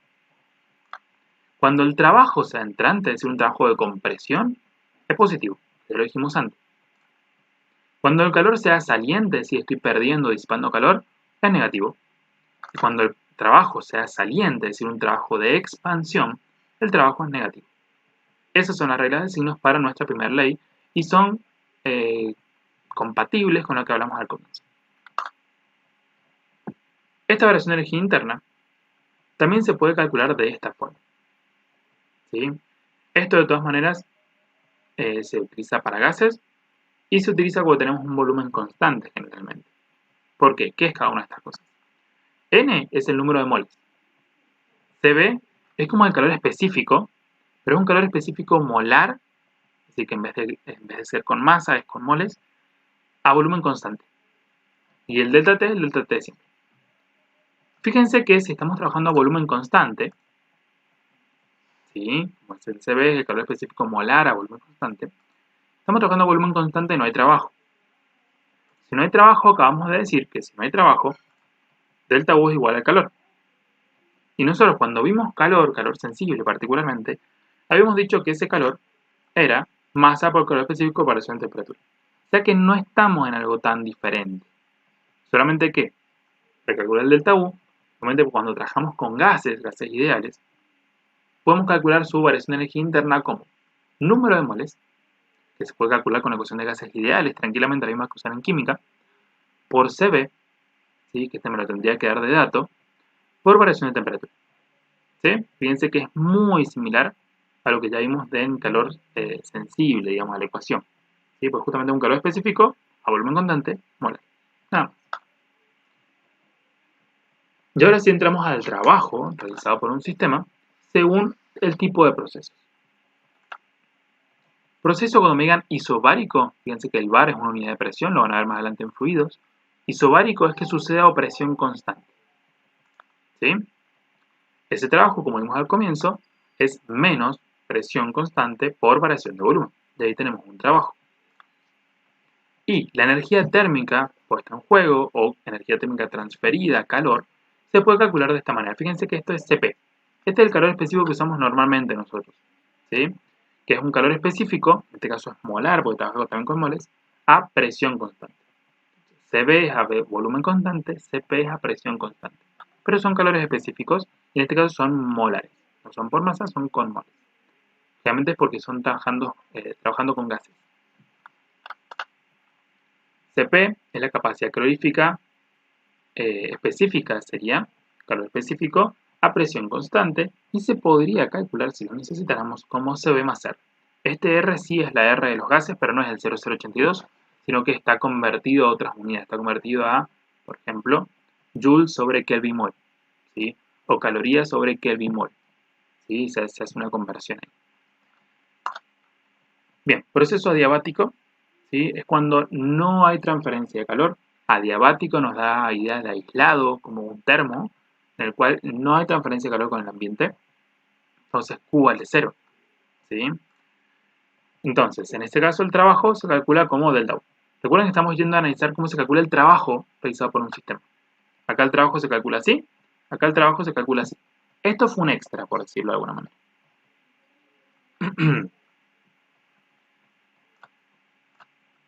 Proceso isocórico, que suena raro, pero en realidad también se lo llama isovolumétrico, es cuando el volumen es constante. ¿Cuál va a ser el trabajo cuando el volumen sea constante? El volumen no cambia, entonces nosotros decimos que no hay trabajo. Porque si el volumen no cambia, no hay expansión, no hay compresión. Trabajo vale cero. ¿Sí? En este caso, la variación de energía interna es igual a Q, pero si hablamos de trabajo, no hay trabajo. Y luego el proceso isotérmico, que este es como el más raro, en el cual el trabajo se calcula de una forma muy particular. Como vimos en los grafiquitos, el proceso isotérmico era a través de una isoterma, en la cual cambiaba la presión, cambiaba el volumen, entonces la forma es un poco rara. Entonces vamos a ir a calcular el área bajo la curva de esos grafiquitos raros, y por eso vamos a encontrar que la fórmula es un poco extraña. Pero es una fórmula que hay que conocer.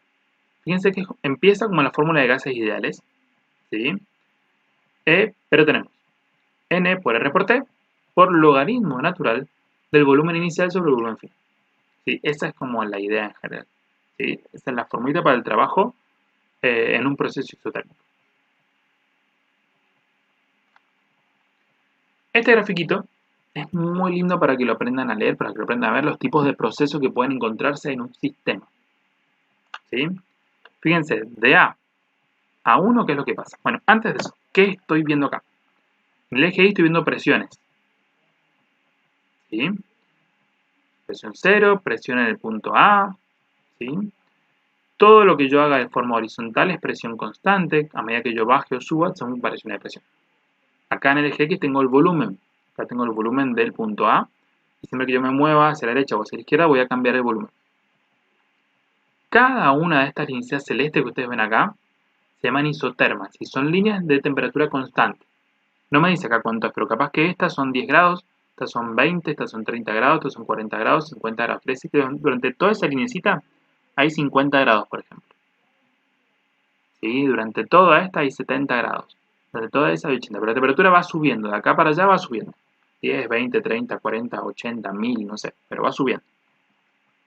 Y si yo me tuerzo un poquito más vertical, fíjense esta que está acá, ¿sí? Son muy parecidas a las isotermas, pero son líneas adiabáticas, que acá no están graficadas.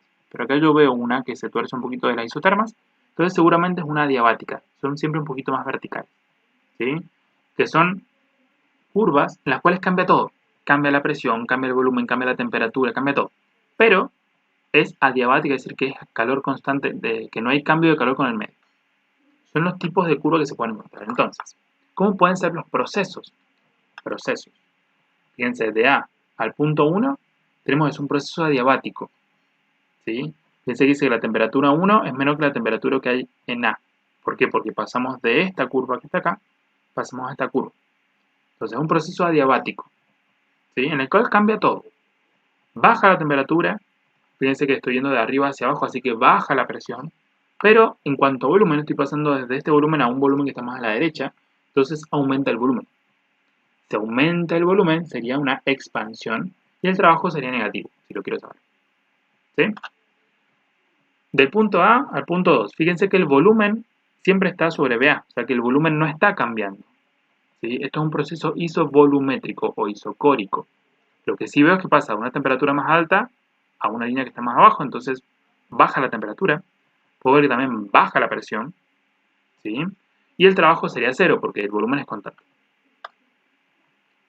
Del punto A al punto 3 tengo un proceso isobárico. ¿Por qué? Porque la presión yo veo que va horizontal, va constante. Pero veo que va aumentando la temperatura, también veo que va aumentando el volumen. ¿Sí?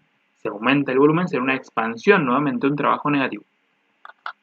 Y finalmente un proceso isotérmico, porque me muevo sobre la misma isoterma de temperatura constante, ¿sí? Temperatura en 4 igual que la temperatura que estará.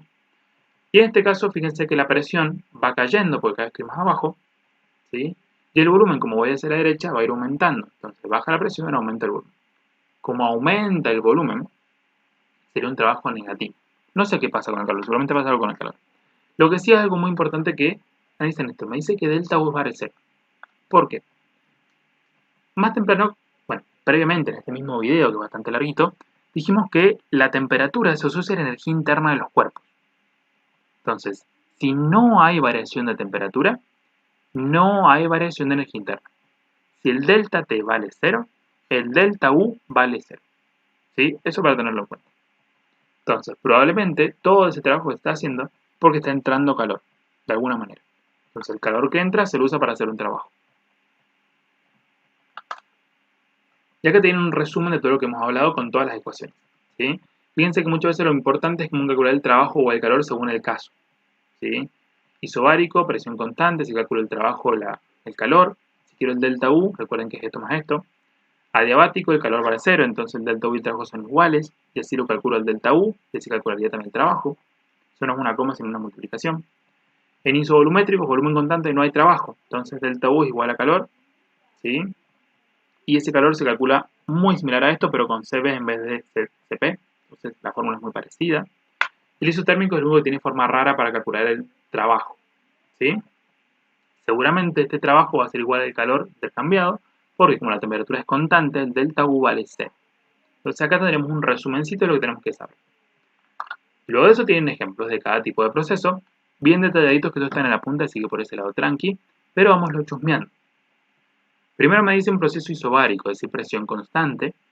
Tenemos 15 litros, un recipiente a 27 grados, un gas ideal, ¿sí? Este recipiente cuenta con un pistón móvil, libre de rozamiento, es decir, no se va a perder energía, ni se va a generar calor. La presión exterior se mantiene constante, fíjense esto que es una atmósfera, y se eleva la temperatura. ¿Sí? De esto a esto. Me pide el trabajo. Recuerden que las ecuaciones las tenemos acá. Isobárico. Lo primero que voy a hacer es calcular el trabajo. Así. Entonces, ¿qué necesito para calcular el trabajo? Esta ecuación. ¿Sí? Necesito la presión, necesito la variación de volumen. Entonces vamos a buscar eso. La presión la tengo, pero tengo que convertir en pascales. ¿Por qué en pascales? Pero esto lo van a ver mejor cuando vean fluidos, van a ver mejor lo que es el pascal. Pero para que vayan sabiendo, el pascal es la unidad del sistema internacional para presión. ¿Sí? Internamente el pascal es newton sobre metro cuadrado. Entonces ya van a ver por qué usamos en pascales la presión acá. Ahora me faltan los volúmenes. Tengo el volumen inicial, me falta el volumen final. ¿Cómo calculo el volumen final? Bueno, esto lo saben de química. Saben que son gases ideales. Y que estoy pasando de 15 litros, 300 Kelvin, que son estos 27 grados. Estoy pasando a un volumen 2, que no lo conozco, con un cambio de temperatura, 190 grados, que son 473 Kelvin, manteniendo la presión constante y la cantidad de materia constante. De ahí puedo calcular, con las leyes de gases, ¿sí? De gases ideales, puedo calcular cuál es el volumen final. ¿Sí? Esto es de química. Entonces, calculo el volumen final. Y ahora sí, tengo el volumen inicial, tengo el volumen final, tengo la presión, ya puedo calcular el trabajo. Último detallito. Estos son litros, lo tengo que pasar al sistema internacional que es metros cúbicos. Por lo cual, esto tengo que multiplicarlo por 10 a la menos 3 o dividirlo por 1000. Y a esto también. Entonces, en vez de multiplicar este por 10 a la menos 3 y este por 10 a la menos 3, se puede hacer así. Es como inversa a la distributiva. ¿Por qué? Porque los quiero en metros cúbicos. ¿Y para qué? Porque dijimos que el pascal es newton sobre metro cuadrado. Newton sobre metro cuadrado multiplicado por metro cúbico. El metro cuadrado con este cubo se van a ir y me va a quedar newton por metro. Newton por metro es joule. Y ahí voy a obtener el trabajo en la unidad correspondiente. Si no tengo las unidades correspondientes del sistema internacional, no voy a llegar acá al joule, que es lo que necesito. Por eso, para esta ecuación, la presión va en pascales y los volúmenes van en metros cúbicos. B. Variación de energía interna que tiene lugar. Dijimos que la energía interna se puede calcular de esta manera. ¿Sí? Porque tenemos el CB. Sí, es a presión constante, entonces el CB podríamos sumarle el R y convertirlo en CP. Pero no tenemos. Y el R no lo recordamos con las unidades correspondientes. Entonces, ¿cómo hacemos? Bueno, primero necesitamos calcular la cantidad de moles. ¿Sí? ¿Cantidad de moles lo tenemos? Sí, por acá estamos. Presión por volumen sobre RT. Este sí es el R que usamos siempre de gases. Calculamos los moles con la ecuación de gases ideales. Si ese número de moles lo multiplicamos por el CB que conocemos, luego por el delta T, tranquilamente podemos encontrar nuestro delta U. Finalmente, el calor transferido, conociendo el trabajo, conociendo el delta U, podemos calcular el calor transferido con la ley, con la primera ley de la termodinámica, Nos decía que delta U es Q más W. Si el W lo paso restando para este lado, ¿sí? Entonces me queda que el calor es variación de energía interna menos trabajo. Variación de energía interna la tenemos, trabajo lo tenemos. Fíjense cómo respetamos este signo baja como está y este negativo, menos por menos, se va a hacer más. ¿Sí? Y obtenemos de esa manera el calor intercambiado. Si queremos pasarlo luego a calorías, sería un simple cambio de unidades. Ejemplo adiabático. Adiabático es que no hay intercambio de calor. ¿Sí? Calor vale 0. Contenedor de 7 moles de oxígeno se comprimen, trabajo va a ser positivo, de un volumen de 15 a 9 litros. Sabiendo que la temperatura inicial era esta y la final era esta, calcule el trabajo realizado sobre el gas y la variación de presión sufrida. Nuevamente nos da el CB. Recordemos que como es adiabático no hay calor, así que el trabajo y delta U son iguales y se puede calcular con la misma ecuación de recién, teniendo el CB. Número de moles. Nuevamente con la ecuación de gases ideales tenemos tenemos los moles, ¿sí? Tenemos el CB, tenemos el delta T, o sea que no hace falta ni siquiera calcular el N, ya teníamos los moles, calculamos el delta U, y este mismo delta U ya es el trabajo, ¿sí? Así que tenemos el trabajo.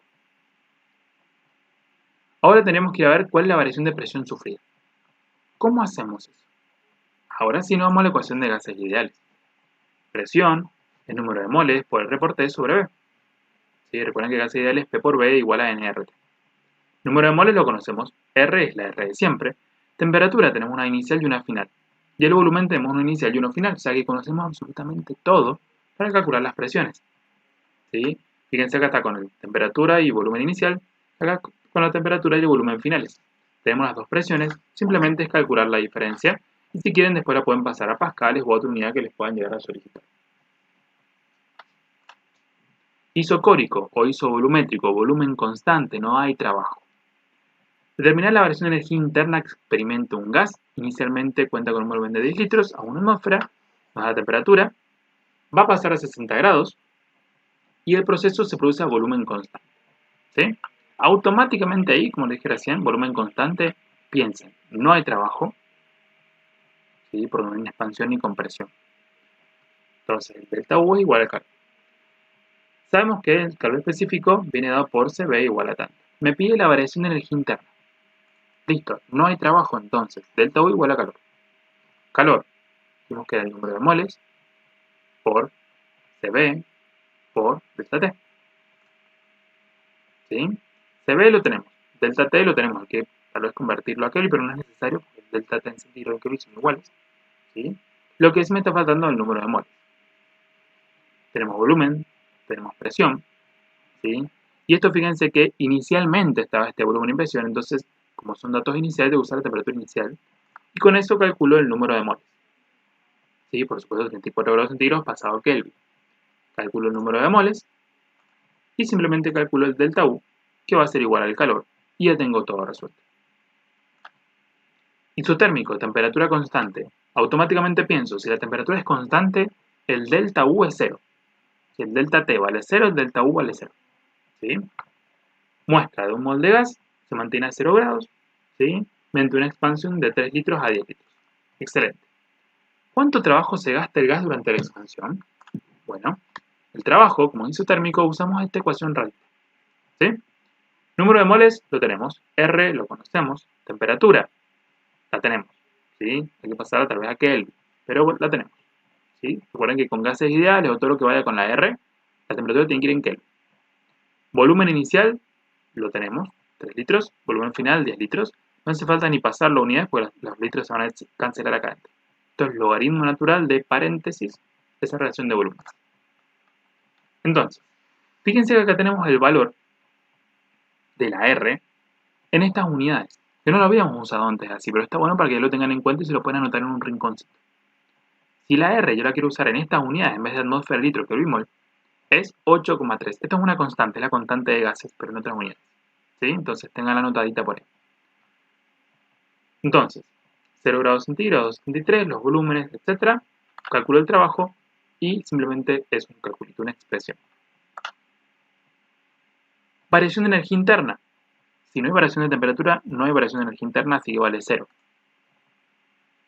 ¿Cuál es el calor que se transfiere al gas para lograr la expansión?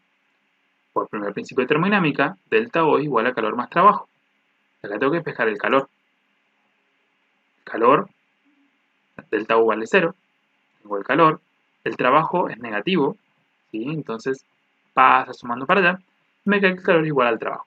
Lo cual tiene sentido porque si no hay variación de energía interna, todo el calor transferido va a ser utilizado para realizar trabajo. Por eso es que son iguales. Hasta que hemos llegado. Muchas gracias por su atención. Espero que les haya servido, que hayan podido interpretar los temas, incorporarlos. Cualquier dudita ya saben, a consulta, valores de clase, etc. Pero si no, hasta que hemos llegado. Un abrazo grande y mucha suerte.